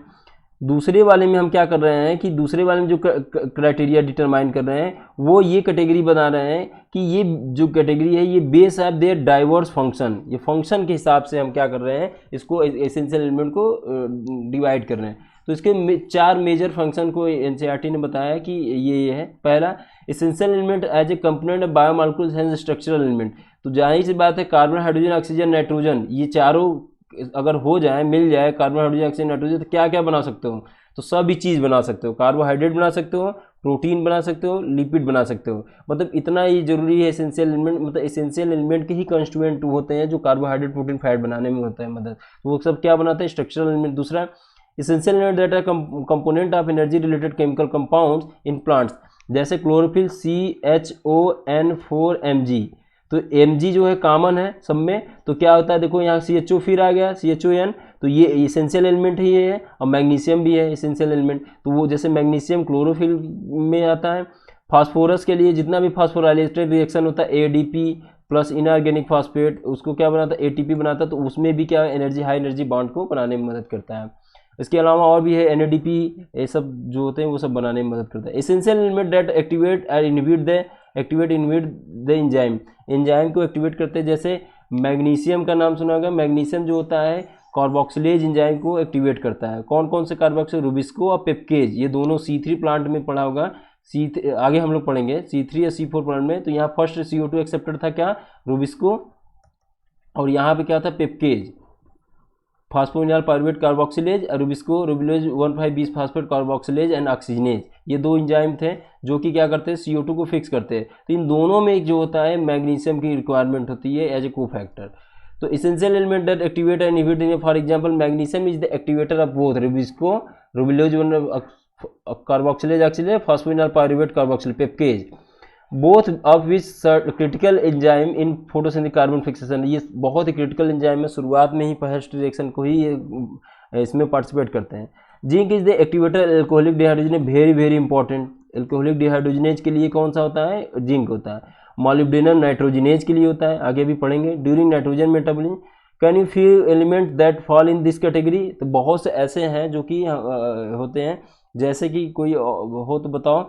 जैसे कि क्या हो सकता है कि ये तो इसमें हो ही गया, मैग्नीशियम हो गया, जैसे कैल्शियम हो गया। कैल्शियम भी बहुत से ऐसे एलिमेंट होते हैं, जैसे प्रोटीएजेज बहुत से होते हैं जिसमें क्या करते हैं, पार्टिसिपेट करते हैं। तो ये सब है जो एसेंशियल एलिमेंट की ही एक अलग कैटेगरी है। सब में essential element can alter the osmotic potential, very very important. जैसे अभी स्टोमेटा के बारे में पढ़ा था, तो वहाँ बताना ये रह गया था कि जो हम बताए थे कि डिफरेंट ऑस्मोटिक प्रेशर की वजह से क्या होता है, स्टोमेटा ऐसे होता है। जैसे ही ऑस्मोटिक टर्गर प्रेशर बढ़ता है तो स्टोमेटा ऐसे हो जाता है, तो ओपन हो जाता है और ऑक्सीजन CO2 गैसेस एक्सचेंज क्या होने लगता है। तो यहाँ पे क्या होता है, जब पोटेशियम एंट्री करता है तो यहाँ पे सेल का जो वो होता है, सैल्यूट पोटेंशियल जो होता है बढ़ जाता है। और ये क्या हो जाता है, ये इसमें जब भी आता है तो ये क्या होता है, इस समय जैसे इन होता है, पोटेशियम इन होता है, तो उस स्टोमेटा क्या हो जाता है, ओपन हो जाता है। तो इस तरह से क्या करते हैं, potassium play important role in opening and closing of stomata. तो स्टोमेटा कब ओपन होगा, जब पोटेशियम क्या हो, इन हो, किसमें, गार्ड सेल में। You may recall the role of mineral solute determine the water potential. और ये अगर सॉल्यूट आएगा तो वाटर पोटेंशियल में भी डिटरमाइन करेंगे। फ्री वाटर में अगर एक जगह फ्री वाटर है तो उसकी वाटर पोटेंशियल ज़्यादा है, एक जगह फ्री वाटर है उसमें क्या होगा, पोटेशियम डाल दिए तो क्या होगा, वाटर पोटेंशियल किसकी अधिक होगी, इसकी होगी। इधर से इधर वाटर मूव करेगा और टर्गर प्रेशर बढ़ जाएगा, और इस तरह से क्या होगा कि स्टोमेटा ओपन हो जाएगा। समझ रहे हो ना, यहाँ पे पोटेशियम जब अंदर आएगा तो सल्यूट ज़्यादा हो गया तो उसकी वाटर पोटेंशियल कम होगी, तो बाहर के जो नियरिंग सेल होगी उसमें वाटर का कंसंट्रेशन ज़्यादा होगा, तो वो वाटर इधर आएगा तो ये फूल जाएगा, ऐसे जो टर्गर हो जाएगा, फिर उसके बाद ओपन हो जाएगा। अब आता है रोल ऑफ माइक्रो न्यूट्रिएंट जो होता है, वो कैसे कैसे इंडिविजुअल कर करके हम पढ़ेंगे। ऐसे तो बहुत पढ़ लिए कि इसका ये रोल है, उसका वो रोल है, तो वो मेटाबॉलिक प्रोसेस में तो मदद करता है। तो देखो कौन कौन से मेजर जो पाथवे उसमें होता है, तो हम तो ये देख लिए कि प्रोसेस प्लांट में जैसे कि मेटाबॉलिक प्रोसेस में तो है ही है, जैसे बहुत से रिएक्शंस में कर ही रहा है। दूसरा क्या है, permeability of cell membrane, maintain the osmotic concentration, जैसे क्या था, पोटेशियम था। इलेक्ट्रॉन ट्रांसपोर्ट चेन, जैसे आयरन सल्फर कॉम्प्लेक्स आयरन होता है, साइटोक्रोम में होता है इसमें। Buffering action, enzymatic activity, act as a major constituent micromolecules, जैसे कि कार्बन हाइड्रोजन ऑक्सीजन में कार्बोहाइड्रेट प्रोटीन फैट के लिए होता था, को एंजाइम के लिए बहुत से होते हैं। तो उनको अब एक एक करके हम देखते हैं कि क्या होता है। तो सबसे पहला जो है, कुछ एसेंशियल एलिमेंट के बारे में इन्होंने डिस्क्राइब किया है, उसके बारे में जानते हैं। जब भी कभी इस एसेंशियल एलिमेंट के बारे में हमको पढ़ना होगा, एसेंशियल एलिमेंट के बारे में, तो सबसे पहली बात ये देखते हैं कि किस फॉर्म में, इन विच फॉर्म प्लांट एब्जॉर्ब, किस फॉर्म में प्लांट क्या करता है, इसको एब्जॉर्ब करता है। इन विच फॉर्म प्लांट एब्जॉर्ब, सबसे पहली बात यही देखेंगे। एसेंशियल एलिमेंट के 1 2 ऐसे पढ़ते जा रहे हैं ना, उनका सबसे पहला इंपॉर्टेंट ये पूछा जाता है नीट में कि और भी एग्जाम्स में, कि बताओ कि किस फॉर्म में प्लांट इसको एब्जॉर्ब करता है। तो ये हमेशा याद रखने वाली बात है कि सबसे पहला जब भी किसी एलिमेंट के बारे में पढ़ेंगे तो किस फॉर्म में एब्जॉर्ब करता है।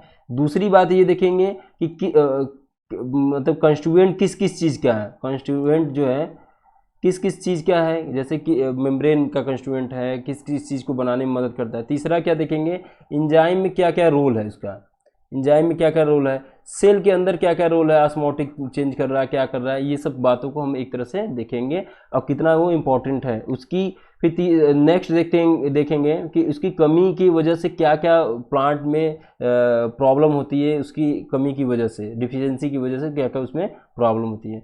तो उसमें सबसे पहला जो पढ़ना है हम लोग को, नाइट्रोजन। देखो सबसे पहले ही नाइट्रोजन लिख दिया, इसका ये मतलब है कि बहुत ही इंपॉर्टेंट है ये।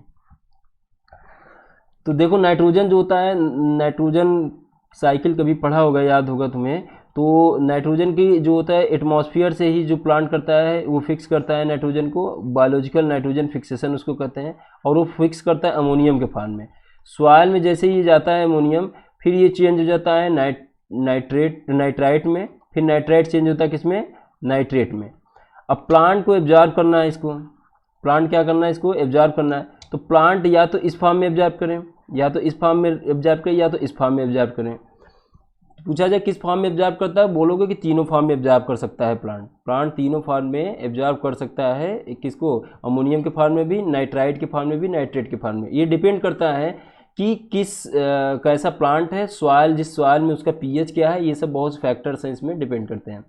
लेकिन मोस्ट फ्रिक्वेंटली ये देखा गया कि सबसे ज़्यादा ऑक्सीडेशन स्टेट में जो होता है वो है नाइट्रेट है, NO3-।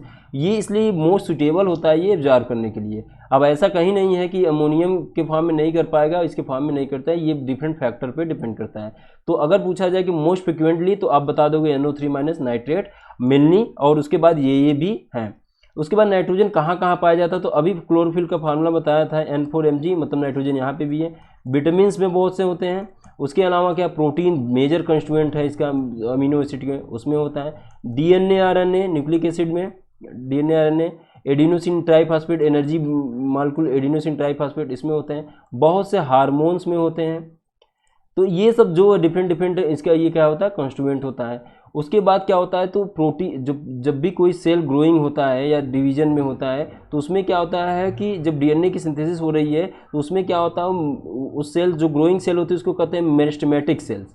तो मेरिस्टेमेटिक सेल्स को, सेल से सेल बनाना है, तो उसको नाइट्रोजन की सप्लीमेंट ज़्यादा तेज चाहिए होगी। क्यों, क्योंकि जल्दी जल्दी इसको क्या करना है, सेल से सेल बनाना है, और जो मिनिमम नाइट्रोजन की सप्लाई है उसको कंटिन्यूस मेंटेन रखना है। यहाँ देखते हैं, this is essential nutrient element required by the plant greatest amount, it is absorb mainly nitrate, though some are also taken इसमें ये nitrogen is required by all parts of plant, particularly meristematic tissue, क्योंकि fastly dividing और जो metabolically active हो cell. Nitrogen one of the major constituent of protein, nucleic acid, vitamin, hormone, उसके अलावा क्या, pigments, और भी क्या हो सकते हैं, बहुत से इंजाइम्स, ये सब के ये क्या है, मेजर कंस्टिट्यूएंट है।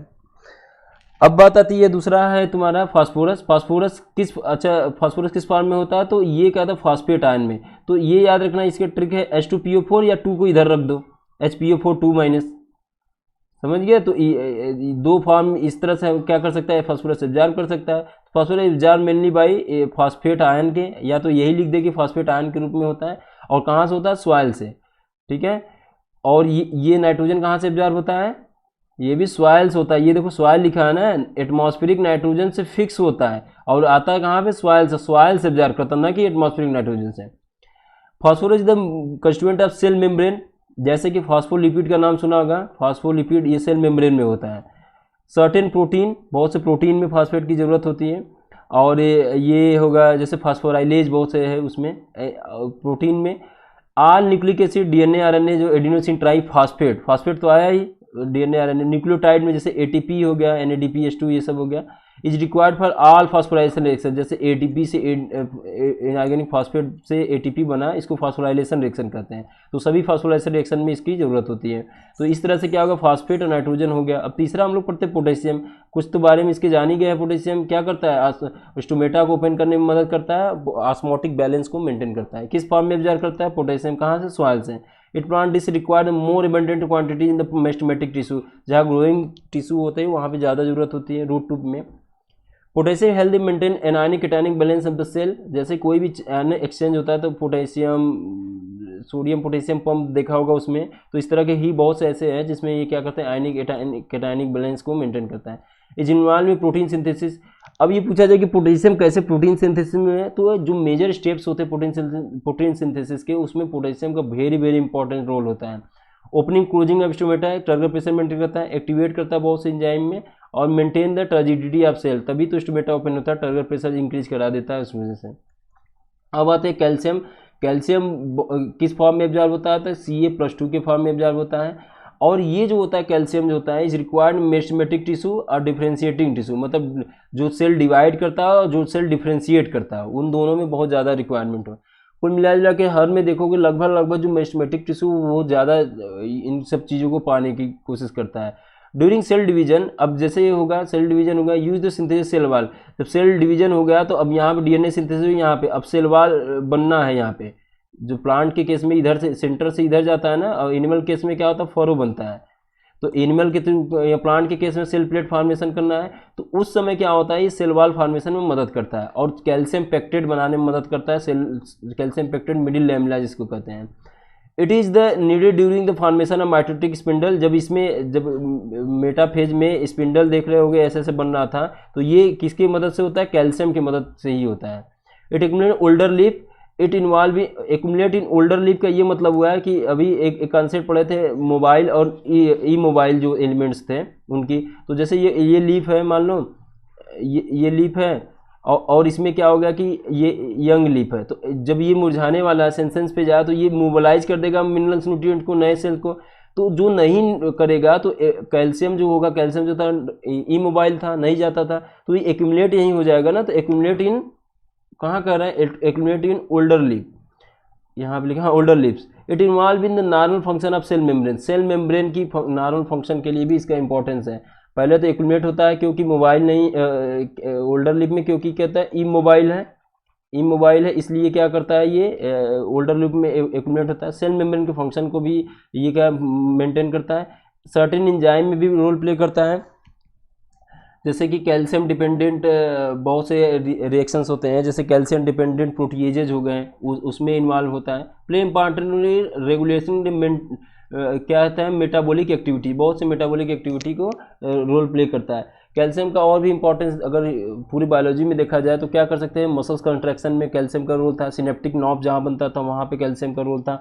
उसके अलावा क्या था, कैल्शियम का जो टीथ वगैरह बोन होते हैं उनमें बहुत इंपॉर्टेंट रोल होता है, कंस्टिट्यूएंट होता है ये। और जो ट्रोपोनिन मायोसिन में जो मसल्स कंट्रैक्शन में नहीं था, मास्किंग कर लेता, तो कैल्शियम का रोल था। उसके अलावा जो होता है कैल्शियम के कंसंट्रेशन ह्यूमन के केस में अगर बढ़ जाए तो बीपी बढ़ जाती है, किडनी फेल्योर होने के चांसेस होते हैं। अगला देखते हैं मैग्नीशियम।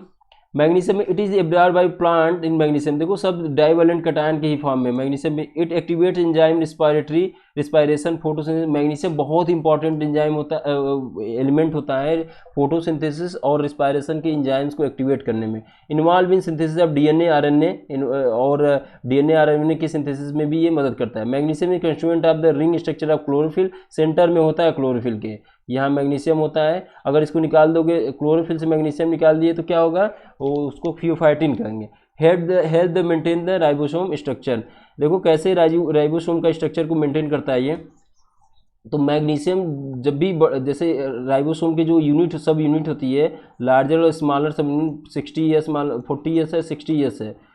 तो अगर मान लो 60 ईयर्स और ये 40 ईयर्स है, तो ये दो सब यूनिट है, ये दोनों पास पास तब आएंगे जब मैग्नीशियम आयन कंसंट्रेशन बढ़ता है। तो डाइमराइजेशन के लिए मैग्नीशियम आयन का कंसंट्रेशन अधिक होना जरूरी है। जब ये पास आएंगे तभी एमआरएनए आएगा और क्या होगा, प्रोटीन सिंथेसिस होगा। तो कहीं ना कहीं ये जो प्रोटीन सिंथेसिस में मदद कर रहा है, राइबोसोम के स्ट्रक्चर को भी क्या कर रहा है, ये मेंटेन कर रहा है।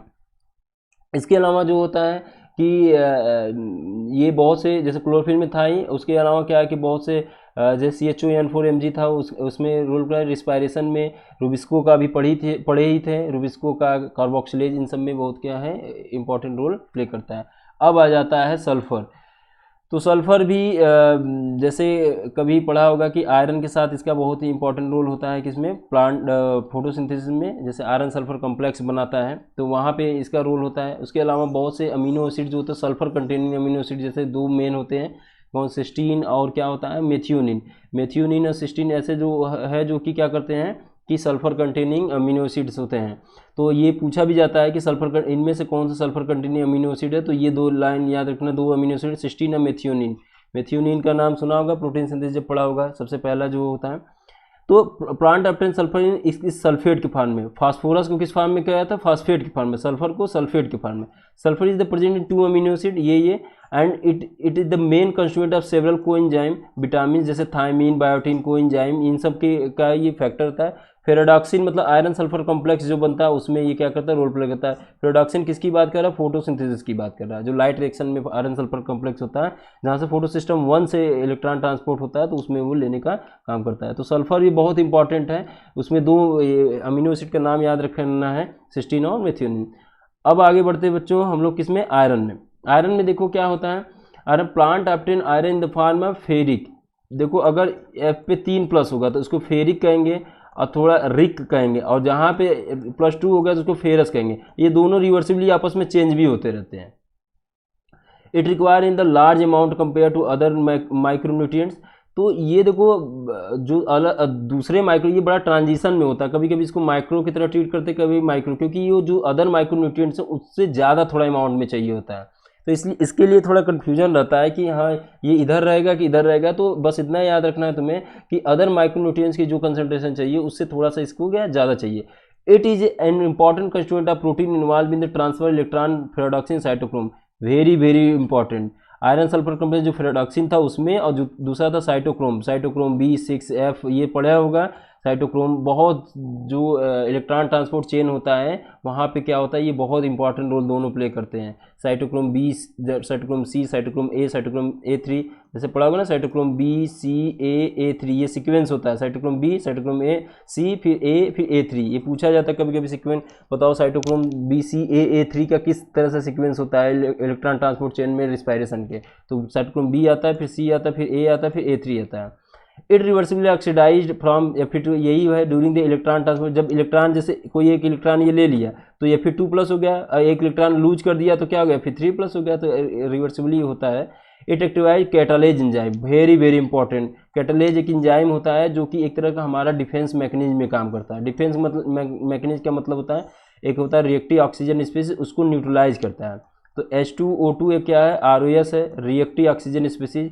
जितना ज़्यादा स्ट्रेस होता है उतना ही ज़्यादा ROS फॉर्मेशन होता है। ये ROS जो होता है रिएक्टिव ऑक्सीजन स्पीसीज, क्या कहते हैं इसको, रिएक्टिव ऑक्सीजन स्पीसीज। अब जितना ज़्यादा स्ट्रेस लोगे उतना ही ज़्यादा ROS फॉर्मेशन होगा, और वो क्या काम करेगा, डैमेज करेगा हमारे मैक्रोमॉलिक्यूल्स को, जैसे DNA RNA हो गया, और डिफरेंट डिफरेंट कार्बोहाइड्रेट, लिपिड, इन सबको डैमेज करता है। तो इसको क्या करता है, ये जो एंजाइम होता है कैटालेज होता है, ये क्या चेंज करता है, H2O और O2 में चेंज कर देता है। तो ये क्या है, इसमें कौन सा कैटालेज में कौन सा एलिमेंट होगा, आयरन। तो आयरन बहुत इंपॉर्टेंट रोल प्ले करता है एक्टिवेट करने में, किसके, कैटालेज, जो कि हमारे रिएक्टिव ऑक्सीजन स्पीसीज को न्यूट्रलाइज कर देता है नॉन टॉक्सिक कंपाउंड में, इस तरह से। तो ये हो गया essential for formation chlorophyll. Chlorophyll formation के लिए वेरी इसेंशियल है। अब क्वेश्चन आ जाए कि which element is constituent of chlorophyll and essential for synthesis of chlorophyll. तो CHO N4Mg, ये Mg कंस्टिट्यूएंट है क्लोरोफिल का, और सिंथेसिस के लिए, फॉर्मेशन के लिए कौन सा एलिमेंट जरूरत है, तो आयरन, है ना। तो अगर इस तरह का क्वेश्चन आया कि दोनों में बताओ कौन ज़्यादा वो है, तो बोलोगे कि वो उसका कंस्टिट्यूएंट है, जबकि सिंथेसिस के लिए आयरन की बहुत ही ज़रूरत होती है। अब आगे आ जाते हैं मैग्नीज। मैग्नीज क्या काम करता है कि इट एब्जॉर्ब Mn2। जितने भी डाइवेलेंट वाले हैं तो जनरली वो डाइवेलेंट के ही फॉर्म में एब्जॉर्ब होते हैं। Activate many enzyme involve in photosynthesis, respiration and nitrogen metabolism, ये भी बहुत है। एक पढ़े हुए OEO, oxygen evolving complex, photo system 2 में जब यहाँ से इलेक्ट्रॉन जाता है तो यहाँ वाटर का फोटोलिसिस होता है। H2O से O2 + 4H+, अब कितना 4 इलेक्ट्रॉन बनता है, और ये यहाँ जाके फियोफाइटिन और फिर लेता है, फिर ये PS1 में आता है, फिर ऐसे जाता है। तो यहीं पे यहाँ पे जो होता है, यहाँ एलिमेंट जो जो इन्वॉल्व होते हैं वो होता है क्लोराइड आयन, कैल्शियम आयन, और सबसे जो इंपॉर्टेंट होता है वो Mn। इसी पे जो होता है ऑक्सीडेशन चेंज होता है इसी की वजह से क्या होता है, वाटर स्प्लिट होता है। तो जो हमारे सबसे इसेंशियल प्रोसेस है, जैसे कि ऑक्सीजन इवॉल्विंग, इन सबको क्या कहते हैं, oxygen evolving complex. Oxygen evolving complex क्या होता है, फोटो सिस्टम 2 में पाया जाता है, जिसमें वाटर की फोटोलिसिस होती है, फोटोलिसिस ऑफ वाटर। उसमें कौन कौन से एलिमेंट लगते हैं, क्लोराइड लगता है, कैल्शियम लगता है, मैग्नीज लगता है। तो वही है कि photosynthesis require necessary nitrogen metabolism. The best defined function of manganese is the splitting of water, liberation oxygen during photosynthesis. Zinc की अगर कमी हो जाए तो पैडी फील्ड में, ये बड़ी इंपॉर्टेंट है, जिंक की अगर कमी हो जाए तो ये पैडी फील्ड में खैरा डिजीज हो जाता है। कौन सा डिजीज होता है, खैरा रोग। खैरा रोग क्या होता है, जैसे लीफ होती है ना पैडी की, तो यहाँ साइड से एलोइंग धीमे धीमे होने लगता है, कुछ स्पॉट दिखते हैं। तो ये भी ZN+2 के फॉर्म में होता है, एक्टिवेट करता है बहुत से एंजाइम, स्पेशली कार्बोक्सिलेज, जैसे बहुत से अभी पढ़े। It also needed for synthesis oxygen, very very important. Oxygen को किसी हार्मोन को सिंथेसिस करने, किसी एलिमेंट का रोल बताओ, डायरेक्ट इन्वॉल्वमेंट, तो कहोगे जिंक का जो होता है ऑक्सीजन सिंथेसिस के लिए बहुत ही इंपॉर्टेंट रोल होता है। अब आते हैं कॉपर की बात करते हैं। कॉपर क्या होता है, किस फॉर्म में एब्जॉर्ब करता है, तो copper it absorb by cupric ion. Cupric ion में Cu+2। It essential to overall metabolism plant. जैसे प्लास्टोसाइनिन पढ़ा होगा फोटो सिस्टम में, प्लास्टोसाइनिन उसका भी एक कंस्टिट्यूएंट होता है कॉपर। प्लास्टोसाइनिन एक प्रोटीन होता है जो कॉपर कंटेनिंग प्रोटीन है। Metabolism like iron, it also से certain enzyme involve in the redox reaction. बहुत से रिडॉक्स रिएक्शन में ये कॉपर इन्वॉल्व होता है। रिवर्सिबल ऑक्साइड, तो ये भी जैसे आयरन होता था, आयरन भी रिडॉक्स रिएक्शन में इन्वॉल्व होता है, तो ये भी Cu+ से Cu+2 से Cu+ में चेंज हो जाता है। बोरान की बात करते हैं। बोरान बहुत ही इसेंशियल एलिमेंट है, वो इस टर्म में है कि इसका मेजर रोल होता है। तो जैसे कि अगर शुगर का ट्रांसलोकेशन कराना है, सुक्रोज का जैसे ट्रांसलोकेशन कराना था ना,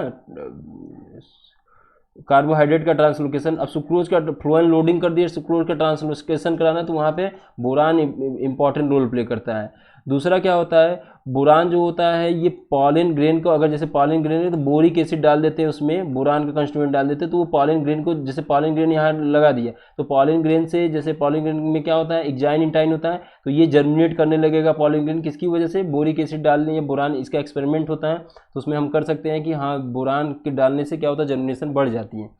तो ये किस फॉर्म में होता है, ये इस फॉर्म में होता है BO3-3 B4O7, ये आया हुआ एग्जाम में है, ये इस फॉर्म में होता है। Boron required uptake and utilisation of calcium, membrane function, pollen germination, cell elongation, cell को सेल से बढ़ाने के लिए भी होता है। दूसरा सेल डिफ्रेंसिएशन, कार्बोहाइड्रेट ट्रांसलोकेशन, वही है ट्रांसलोकेशन के लिए ये जाना जाता है। आ जाए फिर नेक्स्ट वाले पे, मॉलिब्डेनम में। मॉलिब्डेनम जो होता है, plant obtain it in the form of मॉलिब्डेट ion, इस मॉलिब्डेट आयन में इसको एब्जॉर्ब करता है।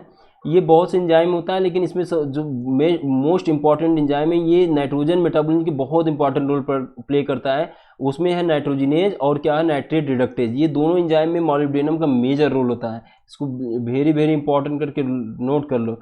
Both are which participate in nitrogen metabolism, दोनों पार्टिसिपेट करते हैं nitrogen metabolism. Chlorine it absorb in chloride ion along with the sodium, तो ये आयन है, तो आयन सल्यूट के एनायनिक बैलेंस के लिए, जैसे सोडियम पोटेशियम पंप था, वैसे ही क्लोराइड का भी पंप करेगा, वो भी क्या करता है, आयनिक बैलेंस को मेंटेन करेगा। It help to determine the solute concentration and anionic cation balance in the cell. It is essential for water splitting reaction in photosynthesis, वो भी बताए थे, कैल्शियम, फिर क्लोराइड, फिर उसके बाद क्या है, Mn, तो Mn मेन था। A reaction lead to oxygenation, oxygen evolution. तो कुल ये हो गया सारे जो अभी तक हम लोगों ने पढ़ा कि क्या क्या होता है इसेंशियल एलिमेंट, क्या क्या क्राइटेरिया है इसेंशियल एलिमेंट, कौन कौन सा मेथड इस्तेमाल कर सकते हैं हम लोग, जैसे हाइड्रोपोनिक्स क्या होता है उसका कैसे हम इस्तेमाल कर सकते हैं डिफाइंड अनडिफाइंड मीडियम के को समझ के।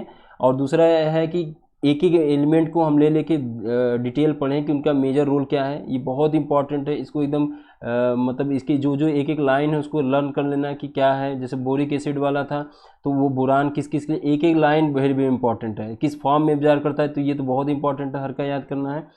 अब आगे जो हम लोगों को पढ़ना है वो पढ़ना है कि डिफिशियंसी सिम्टम। अगर मान लो जो एलिमेंट है, जो एलिमेंट है वो अब एब्जॉर्ब तो हो गया है प्लांट में, अगर उसका हम क्या काम कर दें, जैसे कि ये वाला था। अब अगला जो है यहाँ तक हम लोग पढ़ लें। अब हम लोग पढ़ लें deficiency symptom of elements, essential element. ये था हाइड्रोपोनिक्स हम लोग डेवलप किए हैं। तो यहाँ पे क्या था, सॉइल लेस कल्चर है, अब यहाँ पत्तियाँ हैं। अब यहाँ पे हमने क्या काम किया कि जो 1 2 3 4 ऐसे सोल्यूशन बनाए, तो हाइड्रोपोनिक सोल्यूशन बनाए।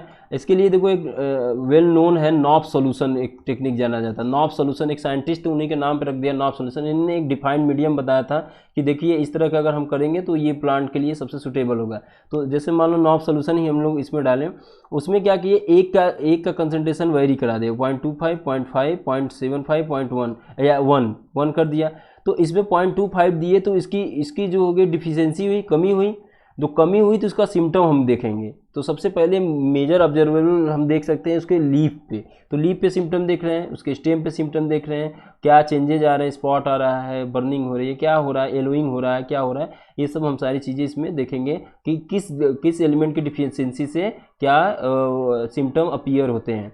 और कैसे ये रोल प्ले करते हैं। अगर हम ये चीज़ें जान गए कि इस एलिमेंट की डिफिशियंसी से, जैसे सॉइल में है, अगर मान लो यही प्लांट जो है सॉइल में लगाया हो, सॉइल में लगाया तो इसके डिफिशियंसी एलिमेंट तो हम जब तक सिम्टम ना अपीयर हो तब तक हम नहीं देख पाएंगे कि हाँ क्या इसमें सॉइल में किस एलिमेंट की कमी हो, या एलिमेंटल एनालिसिस ना करा ले तब तक। एलिमेंटल एनालिसिस कराने का मतलब है कि बहुत ज़्यादा एक्सपेंसिव है, तो इसलिए क्या करते हैं हम, क्या करते हैं इसमें तो हम नहीं पता करते, लेकिन इसमें हम पता कर सकते हैं। तो पहले हम, जैसे अगर इस प्लांट को हम देख रहे हैं कि ये येलोइंग हो जा रहा है, तो इसको हम क्या कर देंगे कि हाइड्रोपोनिक्स में ग्रो करा के उस एलिमेंट को थोड़ा कंसंट्रेशन बढ़ा के देखेंगे कि नेक्स्ट क्या चेंजेस हो रहा है, उसको घटा के देखेंगे फिर क्या होता है। अब लेट सपोज मान लो उसको 0.5 ऑप्टिमम था, उससे ज़्यादा भी तुमने डोज दे दिया, मतलब 2 यूनिट दे दिया, तो फिर क्या हो जाएगा, वो उसके लिए टॉक्सिक हो जाएगा। तो प्रॉब्लम क्या है कि प्रॉब्लम ये है कि अगर किसी जो सोल्यूशन है हाइड्रोपोनिक्स है या कोई प्लांट है, तो इसको जो है एक ये कंसंट्रेशन होगा, मान लो ये कंसंट्रेशन इस तरह से बना हुआ है, कंसंट्रेशन यहाँ 1 2 3 4 5 6 7 8 ऐसे करके यूनिट है। अब ये वाला जो कंसंट्रेशन है इसको हम कहते हैं क्रिटिकल कंसंट्रेशन। क्या कहेंगे, क्रिटिकल कंसंट्रेशन। क्रिटिकल कंसंट्रेशन थोड़ा सा वो होता है, रेंज उसका थोड़ा बड़ा होता है कि ज़्यादा एकदम कम ही नहीं हो। तो अब यहाँ पे 0.1 0.2 0.3 0.45 मान लो इसी में आ गया, 0.6 ऐसे 1 तक चला गया। अगर हम किसी NaNO3 मान लो दे रहे हैं, NaNO3 दे रहा है, तो अगर इस कंसंट्रेशन पे दे रहे हैं तो उसको डिफिशियंसी सिम्टम अपीयर हो रहा है, पत्ती पे क्या हो रहा है, डिफिशियंसी सिम्टम अपीयर है। इतना दे रहे हैं तब भी डिफिशियंसी सिम्टम पत्ती पे अपीयर हो रहा है, इतना दे रहे हैं तब भी डिफिशियंसी। जैसे ही इसके क्रिटिकल कंसंट्रेशन पे पहुंच गए इस वाले पे, तुरंत क्या होगा, ये सिम्टम अपीयर होना जो था वो बंद हो गया, अब सिम्टम फिर से रिवर्स सही हो गया। तो इस वाले को कंसंट्रेशन को क्या कहेंगे, क्रिटिकल कंसंट्रेशन। इस क्रिटिकल कंसंट्रेशन से कितना थोड़ा भी अगर नीचे हो गया तो उसको कहेंगे डिफिशियंसी एलिमेंट, डिफिशियंट एलिमेंट, या फिर उसको क्या कहेंगे, उस एलिमेंट की कमी हुई जिसकी वजह से ग्रोथ क्या होगा, उसका रिटार्ड हो जाएगा या सिम्टम दिखेगा। अब ये कह रहे हैं कि चलो क्रिटिकल एलिमेंट को भी डाक गए, यहाँ पे दे दी इतना कंसंट्रेशन है, तो ये फिर क्या हो जाएगा, टॉक्सिक हो जाएगा। क्या हो जाएगा, टॉक्सिक हो जाएगा। तो दोनों बातें हो गई। पहला तो ये हो गया कि जो एलिमेंट है वो क्या हो सकता है, डिफिशियंट हो सकता है, अगर ज़्यादा होगा तो टॉक्सिक हो जाएगा, अगर जो ऑप्टिमम है अगर उस पर होगा तो उसको क्या कहेंगे, क्रिटिकल कंसंट्रेशन।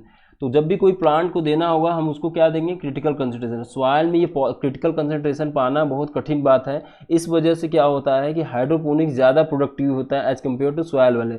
हाइड्रोपोनिक्स में हमको क्रिटिकल कंसंट्रेशन सबका पता होगा, वो कैसे पता होगा, हम स्टैंडर्ड बना लेते हैं, हम बार बार उसको डिफरेंट एक्सपेक्ट पे डिफरेंट में कंसंट्रेशन को दे के हम लोग चेक कर लेते हैं कि हाँ इसमें है कि नहीं है। और इस वाले में हम क्या काम करते हैं कि सॉइल में तो कुछ पता नहीं है, जैसा सॉइल होगा उसी हिसाब से होगा, तो ये बड़ा ही उस तरह की बात है। तो इसमें देखो when ever supply of essential element become limited, जब कम हो जाए, लिमिटेड मतलब कम हो जाए critical element, plant growth retarded, plant growth रुक जाता है। The concentration of essential element below which plant growth is retarded termed critical concentration, जिसके कंसंट्रेशन के नीचे वो हो जाए तो वो इस कंसंट्रेशन को क्या कहेंगे, critical concentration.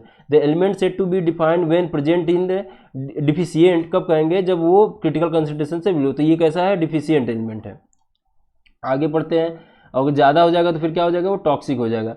Since each element has one more specific structural function role in plant, in the absence of any particular element plant show certain morphologic changes। अगर जैसे हुआ तो पत्ती पे क्या स्पॉट बन रहा था, अगर उसकी कमी हुई क्रिटिकल कंसंट्रेशन नीचे दिए। The morphological change are indicative certain element deficiency, अगर कोई मार्फोलॉजिकल चेंज हो रहा है तो वो किसी एलिमेंट की डिफिशियंसी की ही बात बताता है, उसको हम क्या कहते हैं, डिफिशियंसी सिम्टम।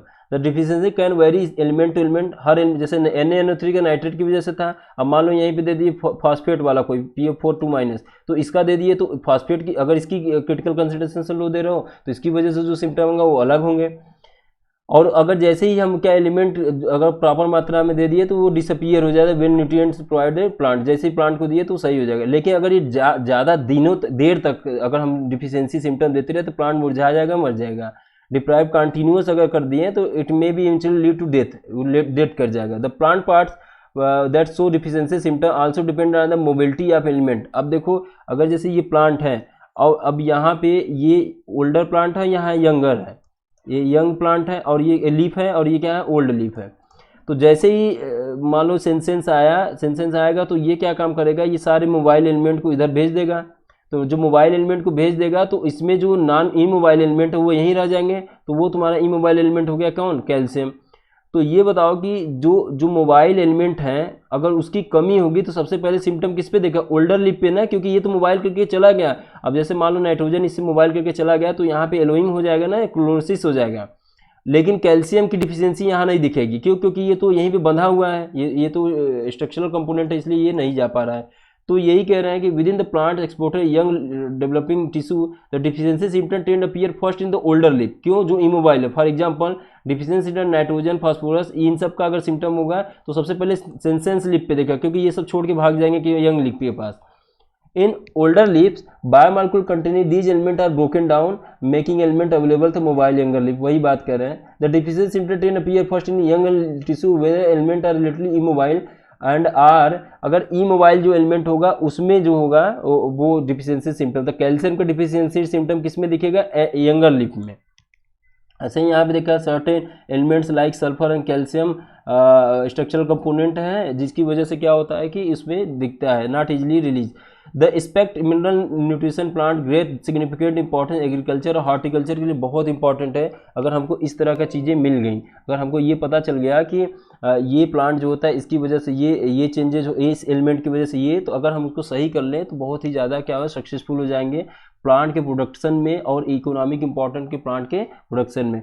तो the kind deficiency symptoms of the plant including chlorosis, दो तरह की चीज़ें होती है, एक क्लोरोसिस होता है, एक होता है नेक्रोसिस। अब ये नहीं कहना है कि क्लोरोसिस किसी एक एलिमेंट की कमी की वजह से होती है, ये एक कॉमन सिम्टम है जिसमें क्लोरोफिल का डिस्ट्रक्शन हो जाता है, एलोइंग लीफ हो जाती है। नेक्रोसिस में टिश्यू की डेथ हो जाती है। तो नेक्रोसिस क्या होता है, टिश्यू की डेथ होने की वजह से होती है। क्लोरोसिस क्या होता है, जो एलोइंग लीफ हो जाती है ड्यू टू क्लोरोफिल के एब्सेंस की वजह से। तो इसके लिए कुछ मेजर एलिमेंट है, कुछ इसके लिए कुछ ऐसे एलिमेंट है जो दोनों के लिए कॉमन है, मतलब जरूर एसेंशियल है। अगर ये दोनों कम हो जाए तो ये दोनों हो जाएंगे, क्लोरोसिस नेक्रोसिस दोनों हो जाएंगे। नेक्रोसिस हो जाएगा, स्टंटेड ग्रोथ हो जाएगा, प्री मेच्योर फॉल लीफ हो जाएगा, buds and inhibition cell division हो जाएगा। Chlorosis is the loss of chlorophyll leading to yellowing of leaves. This symptom caused by deficiency element nitrogen, potassium, magnesium, sulphur, iron, manganese, zinc, molybdenum. ये ऐसे हैं जिनकी वजह से क्या होता है, क्लोरोसिस होता है। Like wise necrosis tissue death जो होता है उसमें क्या होता है, कैल्शियम, मैग्नीशियम, कॉपर, पोटेशियम, इनके देखो यहाँ पे क्या क्या कॉमन है, पोटेशियम इसमें भी है, पोटेशियम इसमें भी है, और मैग्नीशियम इसमें भी है, मैग्नीशियम इसमें भी है। तो ये दोनों देखो कॉमन है, जो कि दोनों में क्या काम करता है, कॉमन की तरह वर्क करता है। Low level of sodium, potassium, sulphur, molybdenum cause inhibition of cell division. Lack हो जाए या तो खत्म हो जाए, सेल डिवीजन का भी कहते हैं ना, रोक देते हैं। अगर नाइट्रोजन, पोटेशियम, सल्फर, मोलिब्डेनम अगर उस कम कंसंट्रेशन में या नहीं कंसंट्रेशन में हो तो सेल की डिवीजन रुक जाएगी, तो ग्रोथ रुक जाएगी, डेवलपमेंट रुक जाएगा। Some element like nitrogen, sulphur, molybdenum delay flowering in the if their concentration in plant is low. Plant का कंसंट्रेशन जो प्लांट में इसके लो होगी, इसका मतलब क्रिटिकल कंसंट्रेशन से क्या होगी, लो होगी। तो इसमें क्या होगा कि नाइट्रोजन, सल्फर, मोलिब्डेनम अगर ऐसे हो तो डिले इन फ्लावरिंग हो जाएंगी। तो कुल हम लोगों ने क्या देखा, क्लोरोसिस, नेक्रोसिस हो, चाहे स्टंटेड ग्रोथ हो, चाहे फिर क्या हो कि सेल डिवीजन इनहिबिशन हो, चाहे फिर क्या हो डिले इन फ्लावरिंग हो, इन सब में ये सब एलिमेंट होते हैं। तो इन सब एलिमेंट को आपको लर्न करना होगा ट्रिक बना के कि कैसे कैसे ये पार्टिसिपेट करते हैं, कौन कौन से कॉमन है, इनको आप क्या कर लेंगे, लर्न कर लेंगे। अब आगे बढ़ते हैं कि you can see the above deficiency element can cause multiple symptom, का same symptom may be caused by deficiency one of several element. हम ये देख रहे हैं कि एक ही एलिमेंट के कई सिम्टम है, जैसे मैग्नीशियम की कमी से क्लोरोसिस भी हो रहा है, नेक्रोसिस हो रहा है। तो इसके लिए हमको स्टैंडर्डाइज करना पड़ेगा, बार बार करना पड़ेगा। Hence identified deficiency element one has to study all symptom, उसके सभी सिम्टम को स्टडी करना होगा। Developing all plant various part, उसके सभी पार्ट को चेक करना पड़ेगा क्या है, तब जाके एक हम अच्छा रिजल्ट दे सकते, बता सकते हैं कि हम मैग्नीशियम कमी से इस पौधे में किसी पर्टिकुलर प्लांट के लिए हम बताएंगे, न कि सभी पौधे के लिए बता सकते हैं, क्योंकि हर प्लांट की टॉलरेंट लेवल अलग अलग होती है, सभी में क्या होता है रिक्वायरमेंट भी अलग अलग होती है। Compare to them with the available standard table, we एक टेबल बना लेंगे स्टैंडर्ड, उससे हम क्या कर देंगे, कंपेयर कर लेंगे। We must also aware that the different plant also respond differently, वही है डिफरेंट डिफिशियंसी सिम्टम से डिफरेंटली वो क्या करते हैं, रिस्पॉन्ड करता है। तो ऐसे एक कॉमन नहीं हम बता सकते हैं कि जो पौधे के एक जैसे मान लो जो रोजा सिनेंसिस के लिए है वही मान लो उसके लिए क्या करते हैं, तुलसी के लिए बता दिए, तो ऐसा हम नहीं कर सकते। अब अगला हम लोग पढ़ेंगे टॉक्सिसिटी ऑफ एलिमेंट, ये हम लोग नेक्स्ट क्लास में पढ़ेंगे। तो आज हम लोगों ने क्या क्या पढ़ा, आज हम लोगों ने पढ़ा कि क्या होते हैं एसेंशियल एलिमेंट और कैसे वो एसेंशियलिटी हम डिटरमाइन करते हैं, और एसेंशियल एलिमेंट को क्या करते हैं फर्दर हम कैसे कैटेगराइज करते हैं on the basis of quantitative, जैसे कि माइक्रो न्यूट्रिएंट्स। फिर उसके आगे हम लोगों ने ये पढ़ा कि जो क्या कहते हैं डिफिशियंसी सिम्टम्स क्या होते हैं, और डिफरेंट एलिमेंट के क्या क्या रोल होते हैं, सेल डिवीजन फंक्शन इन सब में। तो आगे हम लोग टॉक्सिसिटी या माइक्रोन्यूट्रिएंट्स पढ़ेंगे। तो वही है जो क्रिटिकल कंसंट्रेशन से ऊपर अगर उठ जाए, ज़्यादा चल जाए कंसंट्रेशन, तो वो क्या हो जाएगा, टॉक्सिक हो जाएगा। ठीक है, तो फिर छोड़ते हैं यहीं पे, फिर कल मिलते हैं। Thank you.